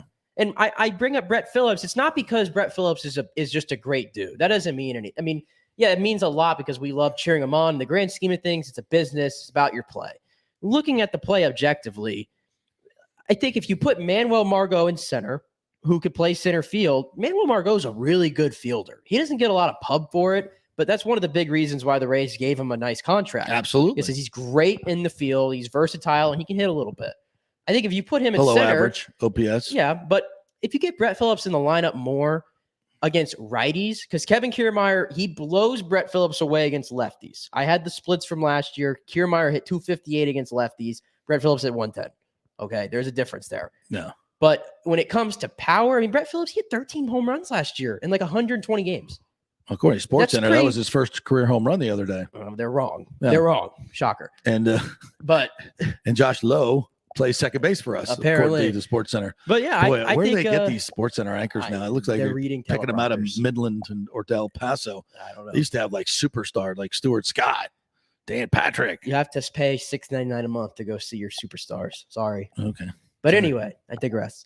But yeah, I think Brett Phillips, though, he provides more than Kevin Kiermaier does at this point in time. I really, truly believe that. I think the fan base believes that. I know the fans aren't running the ball club, whatever. But Kevin Kiermaier at the plate right now is just there. Yeah. He's just there. And to me, it's like at some point, does the offense have to overrule the defense at some point? Especially right now where we really aren't getting offense from many guys. This was my concern when we traded Austin Meadows. I mean, I'm just going to keep harping on it. It's not RBIs are not, they're not easy. It's not easy to get 106, and you got to replace him somehow. And Wander Franco is not going to be the guy to do all of it. So, and I think what we're seeing right now with this little dip from Wander Franco, and I'd have to go back and look at a lot more of the pitch selection and watch it more carefully. But I think other teams realize that, that's the guy in the lineup. You can you pitch around him and go pitch around him and Brandon Lau, and the rest you can pretty much get out on at your whim. We'll see. They all got to get better, and that's why you got to have depth in your lineup. And right now we just don't. And now they're going to Chicago, play the White Sox, and then I'll be in Chicago on Monday. That's right. So I'm going to go see my son Cullen up there, who's working in Chicago. Going to go to he lives 2 blocks from Wrigley Field. So we're going to take a stroll down Addison Street, go to the Cubby Bear. And what's the go to Dick's? Go to Dick's for a steak on Monday night. Go to Dick's. I was going to say, what's the Easter dinner looking like then this year? That might be Dick's. Dick's might be Easter dinner. I don't know. But so I'll be at Wrigley Field on Monday night. We'll watch that, and hopefully, the Rays will have a couple of wins in against the White Sox. Yeah. The what do they call that now? U.S. Cellular Field? No, you're behind the times now. I think it's like. Can I just call it New Comiskey? What is it, like third-rate progressive? Oh my God. Oh, guaranteed rate field. Guaranteed rate field, which sounds awful, by the way. Oh, but how about the contrast in managers? Both ends of the spectrum. Not as bad as Climate Pledge Arena. No, that's pretty bad. But hey, what the hell is that? I think though, if you want to see a starter go 7-8 innings this weekend, then this is the team that's going to do it with Tony La Russa managing that team. You're 2 ends of the spectrum here: Kevin Cash, Tony La Russa. Yeah. I forgot La Russa was still managing them. You forget that sometimes. I do, yeah. I think some White Sox fans would love to forget that too. Yeah. So anyway, vote on our poll. I'm finishing up my my answer here. It's like no doubt. I do think the Rays plan to trade KK and had no takers. Now we have an unproductive outfield in terms of offense. I mean, think about it. Of all your outfielders. I mean, right now, what are we getting offensively from our outfield? Right now, zip. I mean, zip think not about enough. that. Yeah, think about You've that. had a few good moments with Brett, and that's really it. Yeah, we get a home run from Brett Phillip. I'm trying to really think of any offensive contribution we've gotten from the outfield. A Rosarena. Margot's had his moment. Margot had a game winner. He's had his moments. Yeah, Margot had a game winner. But other than that, not good. I do want to touch on this as it's a big day. It is the 75th anniversary of the of Jackie Robinson breaking the color barrier. One of the great stories in sports. And, I've always said that one of the great things about sports is it has a very, very important role in shaping our culture and society. And I think it's hard to argue that there was a more important moment in the civil rights movement than Jackie Robinson breaking the color barrier. And while we tend to, especially in these retrospectives that I've been watching on ESPN, we tend to really, really focus on the negative about it. And then not a negative. There's no doubt about it. It's the things that happened to Jackie Robinson and just in general to African Americans in our history are absolutely gut-wrenching and horrible in every way. And it's hard to believe that. And by the way, it's not just in this country. It's the human condition. It's happened all over the globe. And as bad as it's been in America, it's been much worse all over the globe. And I rarely see anybody talk about the positives, like ever. And when you look at, especially, 2 years ago, at the condition of minorities, especially not just blacks, but minorities in America, and you look at the level of economic success that they've had on every level. I mean, if you look across the culture of the United States, you see African Americans and Asians and Latinos, especially in sports, dominating. I mean, dominating. making humongous amounts of money, and fantastic, awesome. And I've seen that trickle down in the economy in general. I mean, 2 years ago, I don't think I've ever seen more African Americans at Disney World, which is very, very expensive, at expensive restaurants, in the malls, everywhere. And that's a wonderful thing. That's what we need. That's what we're looking for. And I've never seen a more racially diverse group of people in every place. I mean, you go back, I don't know, 15 years ago, there were certain places that you would just see white people out socially. That's not the case anymore. It's very, very diverse. It's not just white people. It's like, you go to meat market, some of the most expensive, go to Burns, go to anywhere on any night, and you're going to see a very, very diverse crowd. And that's exactly what we want. And that's exactly what we need. We had a black president for 8 years. We constantly bang on the negative. And by the way, a lot of these narratives are false narratives, like the long summer of the biggest threat to African Americans in our country is police officers targeting them, which is a complete and utter lie. It's an utter lie, and it's been propagated by sports stars especially, and it has caused a lot of racial division that has led to a lot of bad racial crimes. And most of them have been like we saw on the subway the other day. And yes, discrimination, horrible racism.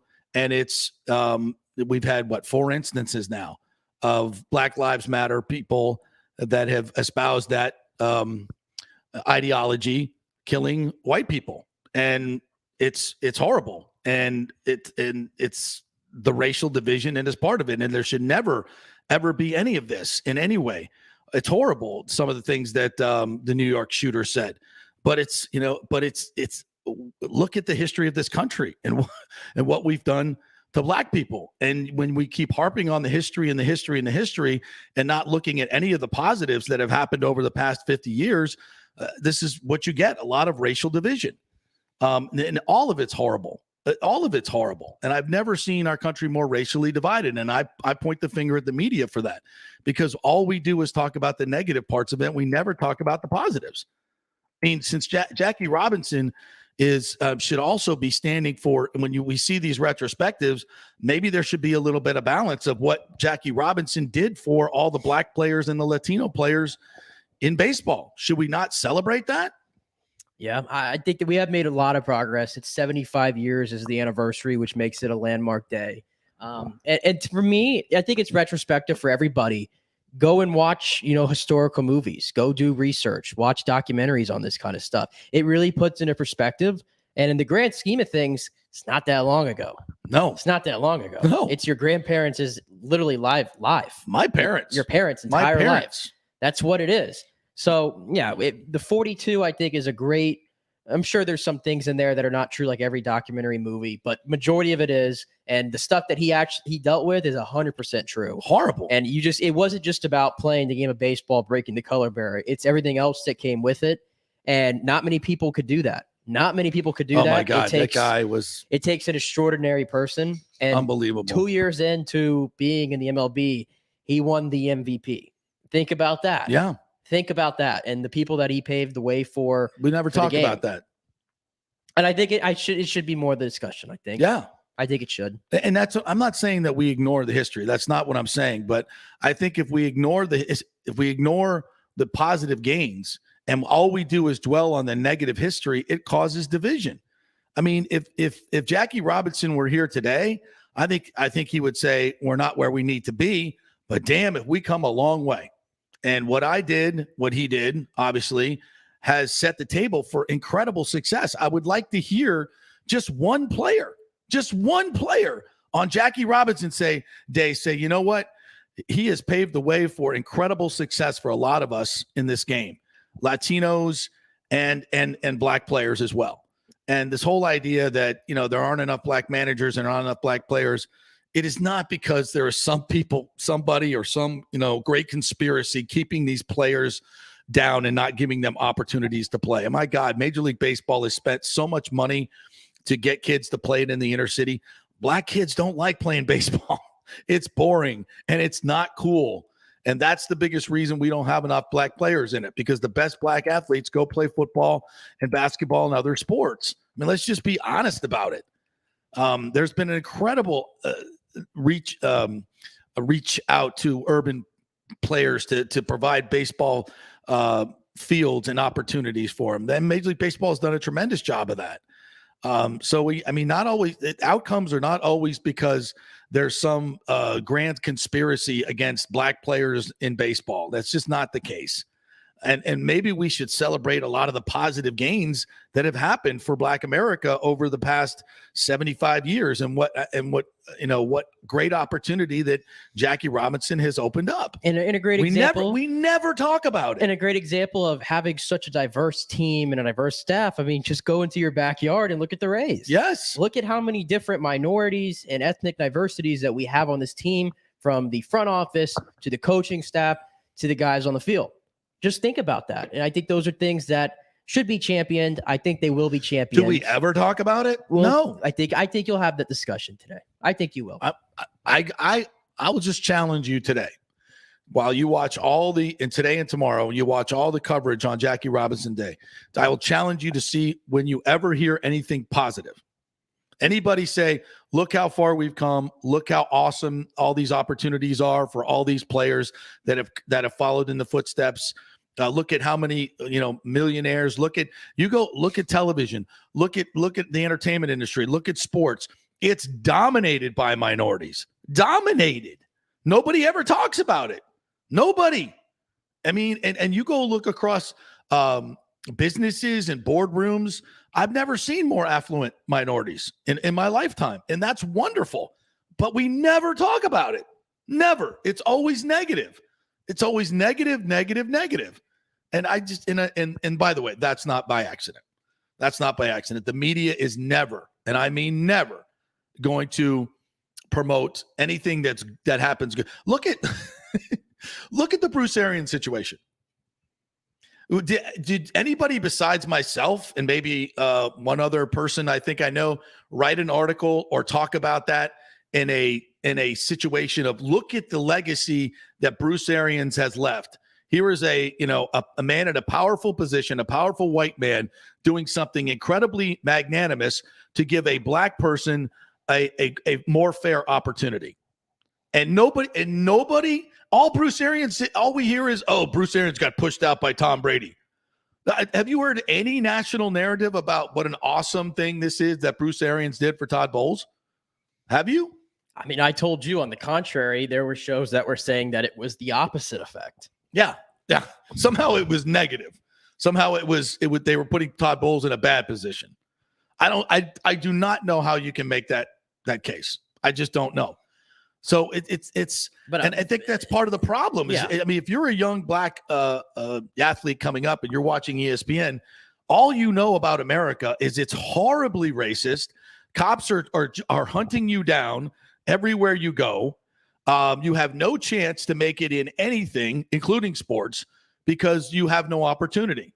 And you should hate every white person that you see because it's their fault. That's the message that you get. If you watch ESPN, and I will say that, and I don't know how. First of all, it's a horrible lie. Number one. Number two, how is that in any way giving young kids hope to be aspirational? I mean, how? It's not. I will say though, Tony Dungy gets up there and talks about being a great father, and especially African American. We need to have great role models out there. We're going to spend millions of dollars to do spots to show all of us, black, white, green, yellow, whatever, that being a father is an important thing. And the guy gets roasted for trying to put out something that's positive, for a positive role model for black men, for white men, for everybody. And the guy gets roasted. I mean, this is the society we live in. And this is the media society we live in. Because I think most people will stand up here and hear Tony Dungy speak and go, oh, yeah, that's a good thing. That's a good thing. Let's celebrate that. Oh, hell no. Let's rip him to shreds on Twitter. Awful. Just awful. But I was going to say, though, that there is still teams, I think, across sports who haven't gotten on board with certain things. It's very curious. Like, there's like teams like like the Giants in the NFL, for example. Like it's kind of, and even in college sports, especially where there's like hundreds of years of history, where like there hasn't been black coaches hired, black, just anything, and not even like interviewed, given a chance, things like that. And I, for one, think that in this market, even not just the Rays, go look at the Bucks, go look at the Lightning. I think they have done an incredible job, every team in this market. Oh my gosh, yes. At being a champion for everybody to play. I mean, look at the Lightning, a sport like hockey where we have more black players in the NHL now than I think we've ever had before. Yeah. And the Lightning. Anybody ever talk about that? Nope. I think, no, it's been celebrated. I saw during Black History Month, when we were in Nashville, But there was a even when lot going on. Even when it's celebrated, it's what the stories that are done harp on all of the negative past as much as they celebrate what's happening now. Well, time to change the narrative then. Yes, that's what I'm saying. That's my point. You know, there needs to be some balance to it because their balance exists. They're doing great. Minorities are doing great in this country. Really are. Is there a problem with NFL head coaching hires? Absolutely. 100%. We've talked a lot about that. There are definitely problems in certain parts. But the overall majority of sports, my God, have we ever seen minorities doing better? Ever? I mean, they dominate, and nobody ever really talks about it. You would think, I mean, we're watching American media that it's still, you know, there's still slavery going on. That, I mean, although some players do liken the NFL to slavery and the NBA, probably a tough perspective. But again, and that is to be able to even say that out loud, it's like some players do, liken these leagues to plantations and slavery. It's, you know, it's just ridiculous on its face. And again, I'm not saying there's no racism. Obviously there is, and it works both ways. There's a huge racial divide. And I think a huge part of it is because we never accentuate anything that's positive about it. Any of the positive things that have come over the past 75 years since Jackie Robinson broke the color barrier. And I think we should. Yeah. I think we should celebrate it. Yeah. And not just look at it as like, oh, you know, what the horrible stuff that happened beforehand. We'll celebrate it. We'll be mindful of the past while we celebrate it. And I still think it's one of the greatest things that baseball does, giving a whole day and everybody wearing the 42, everybody being that number off limits to everybody in the history of the game outside of Mariano Rivera. I mean, I think it's one of the great things about baseball. I think they do get it right every single day. April 15th comes around. Absolutely. As well they should. And, but again, celebrate it. Mm-hmm. Does it feel like a celebration? Have you heard one player say, look how far we've come? I'm sure it's out there. Show me. It's out there. I think it's out there. Not on ESPN. It's not. And I think, you know, like a lot of things that are said, they don't get publicized. You know, when Scotty Scheffler talks about his faith as the most important thing in winning the Masters, that probably didn't make any shows or any go try to find a lot of clips about it, except the people that clipped it out on Twitter. It's very hard to find. And that's the thing. We need to accentuate a lot of the positives and what's happened in a positive way. And I don't think we do it. I think Jackie Robinson would be pissed off about it too, to be quite honest. I think he would say, I mean, look what I went through and look what you guys have. I think you should appreciate it a little bit more. Is that fair? Nobody will say that, but I think that's fair. All right, we'll take a break and we'll come back on the other side. I want to get to a couple of other. Oh, I got a story I want to get to that once again, I don't want it to be negative, but it just might be. We'll talk about it next. Stay with us.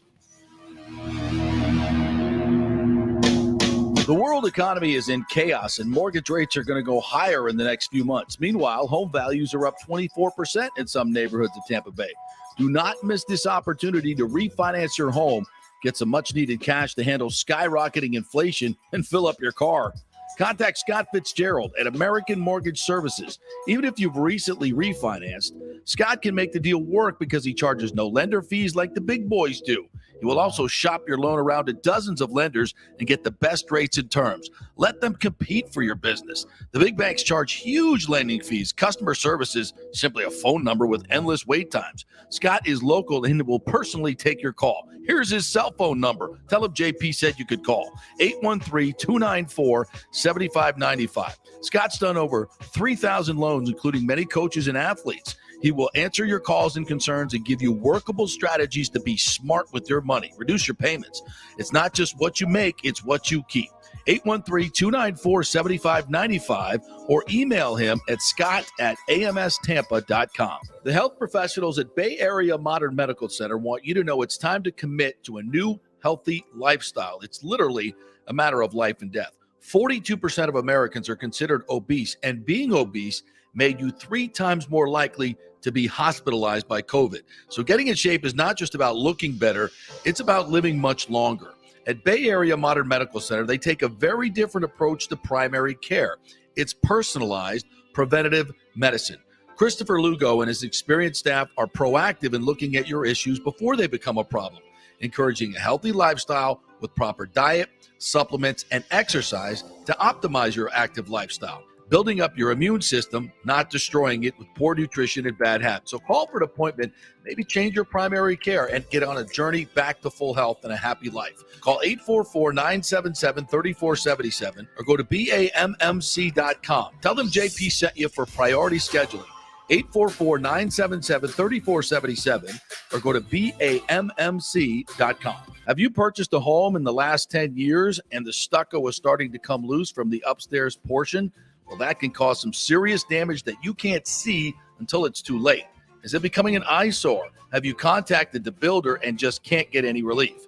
That's very common here in Florida. So call the law offices of Christopher Palermo. They can help you. Call 813-221-5636. That's 813-221-5636. He's recovered millions for his clients. The law offices of Christopher Palermo at PalermoPA.com. Pure sports. JP is back on. Welcome back. FanStream Sports. All right, welcome back.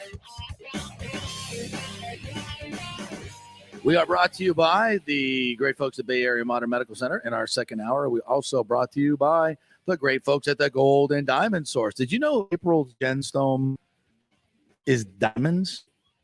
Diamonds. So there you go. So if you were born in April, your gemstone is the most precious of the stones, the diamond. Yeah, and shout out to Richie P, who told us earlier here that he went to Golden Diamond Source and got did he some now? earrings for his lady for their anniversary.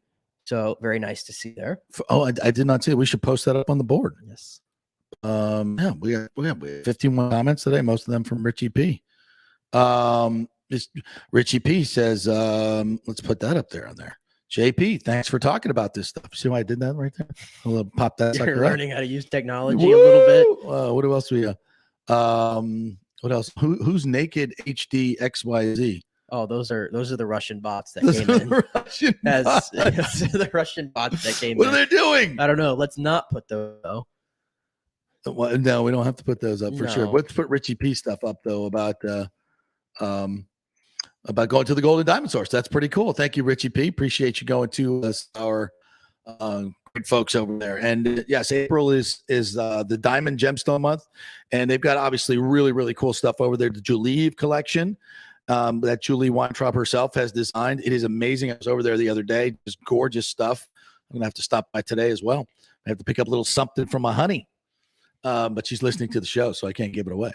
So get on over there to the Golden Diamond Source, 3800 Ulmerton Road, always online at the goldendiamondsource.com. Yes, there it is. Shout out to the Golden Diamond Source for hooking me and my wife up with some nice earrings for our anniversary. Yes, Richie P. Love it, bro. Hope you told me you heard it on the JP Peterson Show. We hope you did. All right, so you don't want me to talk about Joe Biden shaking hands with the air? No. Oh.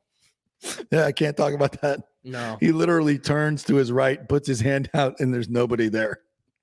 And then he wanders around the stage for a little while.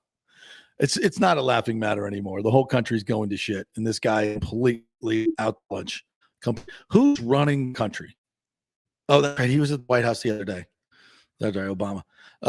Because this dude is definitely, I mean, he is completely out to lunch. Why? I mean, I know people talk about, it's cognitive. I'm like, who's running the country? Who is running the country that we did not elect? That's all I want to know. Somebody please tell me that. Because whatever they're doing ain't working at all. All right, the Colts have signed Stephon Gilmore. Let's get to something much more important. Stephon Gilmore signs 2 years, $23 million. Not a whole lot of money. That's a decent amount. 30 years old. I got 33. Wasn't he like an all-pro or not all-pro, but the Pro Bowler? You living in 2019? Things have changed. In a cornerback's world, 3 years is a lot of time. It's a lot of time. I don't think he's gotten that bad. He was solid last year in Carolina, but yeah, well, I mean, we're probably going to have to pay Gronk close to that money.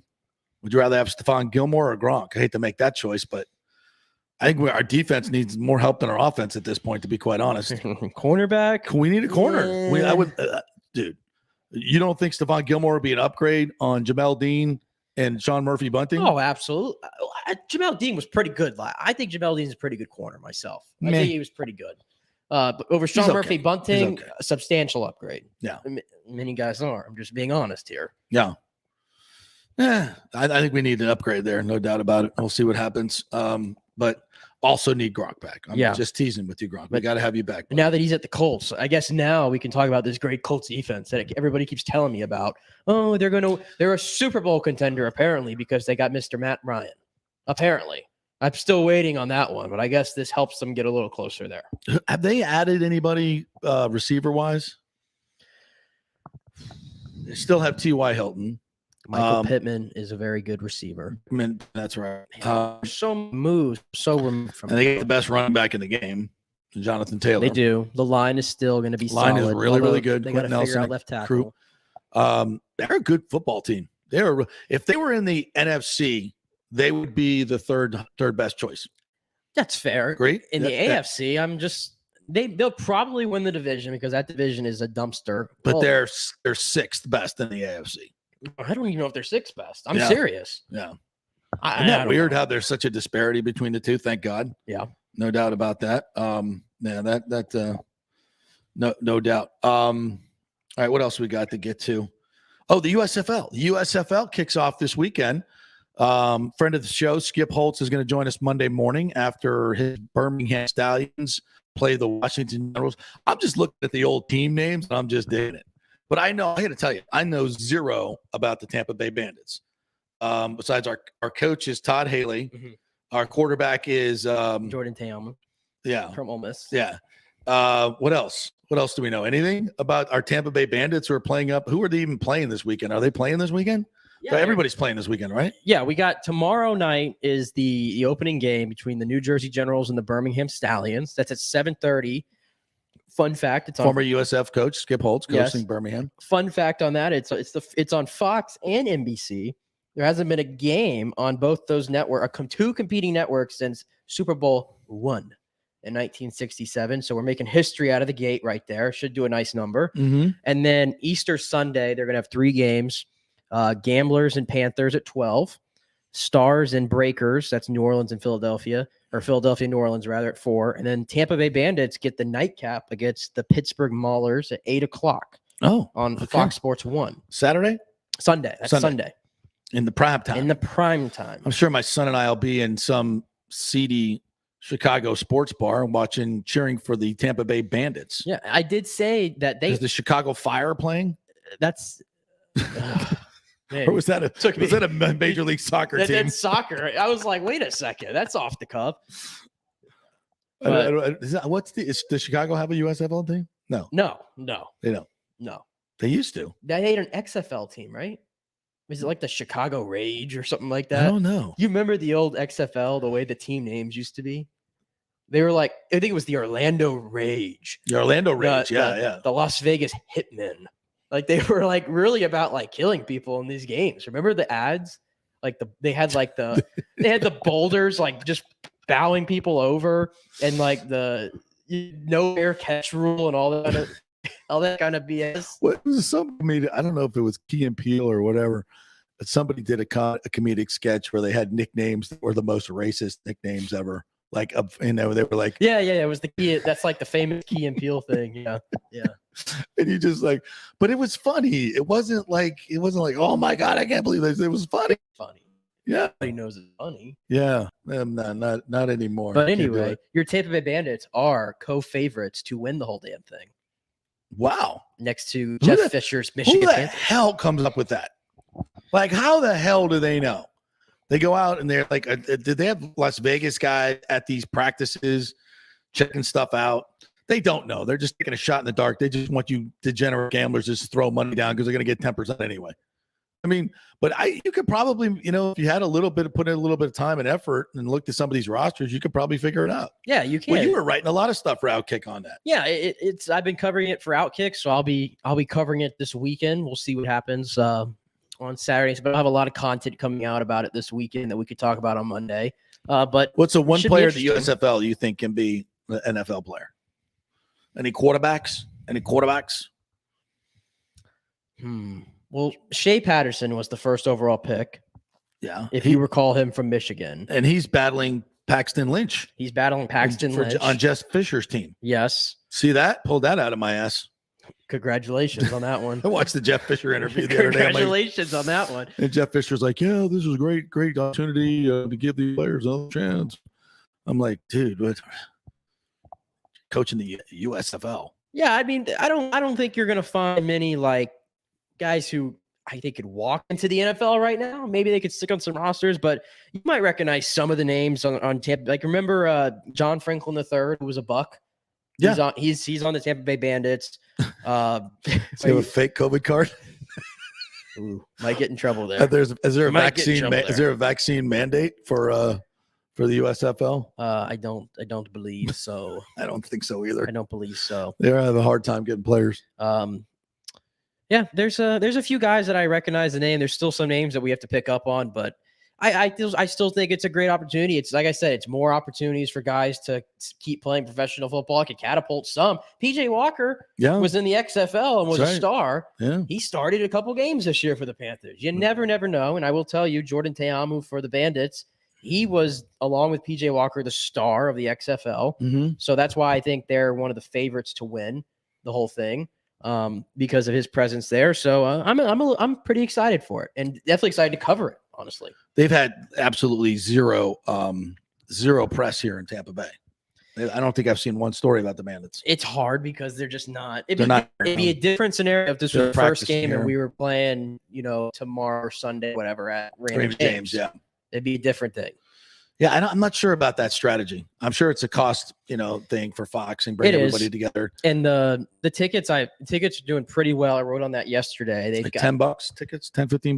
$15 tickets, or Mhm. no, I want to get $10 tickets. And if you're 15 and over, or 15 and under rather, with the purchase of an adult ticket, you get in free. Good. That's good. And they've sold tickets, I think, to all 50 states and some countries as well. So they're doing pretty well. What's the? I know there's a lot of different rules.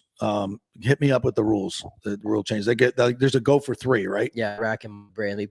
Come on, you wrote stories. I on wrote stuff. a lot of things. It's been a busy few weeks. It's been a busy few weeks. Okay, I missed. How many articles a day do you write shows? for as you have? As a matter of fact, what's like how many articles a day do you write for Outkick? 3 or 4 or 5? 4 to 7. 4 to somewhere 7. in there. Wow, It depends. That's prolific. It depends. The whole week was, like I said, this whole last week, Tuesday through Sunday was Thursday through Sunday was Tiger Duty. Tiger Duty, which yes. You can't beat that. Cannot beat that. No, you cannot beat that. But you go for 3, right? What's that? You got to score from the 10-yard line. Yeah, let me pull up. I have my rules laid out right here. So you could have a 9-point swing. Yeah, late in the game. Yeah, there's like new things with like extra points. There's like a 3-point extra point that you can get. Is that which from the could swing 10-yard it. line? Yeah. Yeah, 10-yard line. You can do a 4th and 12 play from your own 33 if you instead of doing an onside kick, if you want to opt to do that. I like that rule. I think that's something that could definitely come into play in the NFL. Yeah. That's a cool thing. There's the 2 forward passes, which is probably the most innovative rule that they've instituted. What's the two passes? You have the option to displayed? throw 2 passes from behind the line of scrimmage. From behind the line of scrimmage. Can't be forward. Yeah. They can be forward. They can be forward, yes. Okay. That'll be interesting. That'd be interesting. And then the overtime, which I think you like. So each offense runs a total of 3 plays. Each successful scoring attempt receives 2 points. The team with the most points, once both teams runs 3 plays, is the winner. So 3 2-point conversions? Yes. From the what? 2-yard line? On 2-yard line. And if it's a tie after that, then they go to overtime, like another form of overtime, and it's sudden death. Sudden death. Okay. Yes. See, I don't like that because that's goal line football. It's not. Well, I've been telling you all this time that I don't like gimmicks in my sports, and you've been telling me to kick rocks and pack sand. See, you're narrowing it down to like now it's just goal line football. Whereas if you start from the 25, like the college overtime, which is perfect, then it's football. It's more football, and it's more opportunity to score. Perfect. The college overtime is perfect. You can't tell me otherwise. Everything else is terrible. It was perfect when we had a 73-72 football game. And for some reason, that was the game where we said, oh no, we got to change the whole thing. Really? Really? What, in the overtime in college? Yeah. Remember the LSU Texas A&M game? It was 73-70. How do you watch that and you're not entertained? It's unbelievable. It's fantastic. But no, the czar, but you said it was gimmicky. Whoever the czar, gimmicky. Whoever the czar is in college football, I don't know who it is. Czar. Then who made that rule change then? I don't know. The college football is a disaster when it comes to organization. And by the way, it's not changing. Like there's no major there was a push. I think the NCAA tried to get together and like, all right, let's get it all together. We'll bring it under one roof. And all the major conferences said, pound sand. We're making too much money. We have our autonomy. Bite me. So it's never going to happen just because of greed. No. All right, there was something else I wanted to get to. You know what? It was a guy put up a sign. It was making the rounds on the internet at a hockey game, and it wasn't, give me a puck for rock, paper, scissors, which is kind of cool. I love all those signs before the game, Lightning games. But he put up a sign that said, "Well, why are we paying $14 for a beer?" or something to that effect. Like, why $14 beer? Yeah. Can we now that inflation is it's just ridiculous now how expensive everything is, can we still charge $14 for a beer at a baseball game, a hockey game, anywhere? I mean, can we cap some sanity to this? Is $7 for a beer not enough? I mean, you're still making $6.50 on a beer. Is $7 not enough for a beer? It has to be $14 for an effing beer. I mean, come on. At some point, and people want to say, people are turning up at games, attendance is down. Of course, attendance is down. We can't fill our gas tanks, for God's sake. I mean, disposable income has gone away with all this inflation. Like the first thing to go is what? Well, if I can sit home and watch it on TV and, have and get a 6-pack for $7 instead of one beer, or a 12-pack for $14 instead of one beer, then I'll just stay home here in my man cave. I mean, I think inflation is going to take a toll on baseball. I think big time. And attendance numbers in the first week are not really the most reliable, but I would say across the board, I don't know. Have you seen any attendance numbers? I know the Rays obviously not so great. You got Oakland and Baltimore, no draws there. I tell you, last night, I know it was opening day at home for the Marlins, but they got 32,000 people in there last night. That's good. And I thought even for opening day, I know it was the Phillies too. I'm sure they travel well and they're everywhere, but still, I thought that was a pretty good turnout for them. Mm-hmm. I know that the Tigers have really not had a great attendance. I think outside of the Rays, I think the Tigers and Twins have had pretty low attendances so far, like in the teens. Bad weather too up there. Bad weather. But in the Rays, somehow they had more there yesterday than they had on Wednesday, I believe. Were they like 9,000 yesterday? Just under 8. Yeah. It's under 8, which I mean, not 1 great. o'clock on a Thursday. Whatever. Yeah, not great. But again, if you're charging the cheapest ticket with these is $35 and the beers are $14 in this economy, it ain't working. Nobody's going to go to the games. You guys are going to Lightning games. Still don't get it. Yeah. I still don't get how y'all are going to all these Lightning games. I can tell that, we're starting to push SDMs. I don't think there's a demand as much for the regular season as there has been, because I do think the economy's taking a bite out of a lot of people. I think attendance is going to slip everywhere. And I know season ticket memberships are up for the raise, but I think in general it's going to be a tough sell through the summer because there's no end in sight for this inflation. It's not stopping. It's going up. It's going up. It's going up. There's nothing that this administration. You don't like me talking about this stuff, though. No, I can't keep you from. There's 2,400 gas stations now in America. They're going to be able to sell 15% ethanol. That's the big move that Biden made. Can't keep you from staying on topic here. You can't stay on topic. Well, it's everybody. It is on topic. Turning into tangents here. If you can't fill your gas tank, how the hell are you going to buy a $40 outfield ticket for the Rays? It's going to be hard. Just saying. Hey, honey, let's go watch a baseball game and spend $80 on tickets for outfield seats, pay $14 for beers. I don't know. I just don't see that happening. I mean, especially how about inflation special? $5 tickets and $5 beers. You're still making money. You're still making money. See, I'm the champion for the people. That's what I'm telling you. No, I'm not talking about bring down the luxury box tickets. No, soak those people. But for us, the ham and eggers, come on now. All right, no guests today. I thought it was a fun show. Great job, Nick Geddes. Appreciate you guys listening, and I'll be out. Actually, I'm doing the show from Chicago on Monday morning. Maybe we'll do the show from Wrigley Field. How about that? That'd be fun. The Cubby Bear. Yeah, we'll go do it from the Cubby Bear. That'd be even better. All right, we'll chat with you on Monday. Have a great weekend, everybody. Go Rays, go Bolts.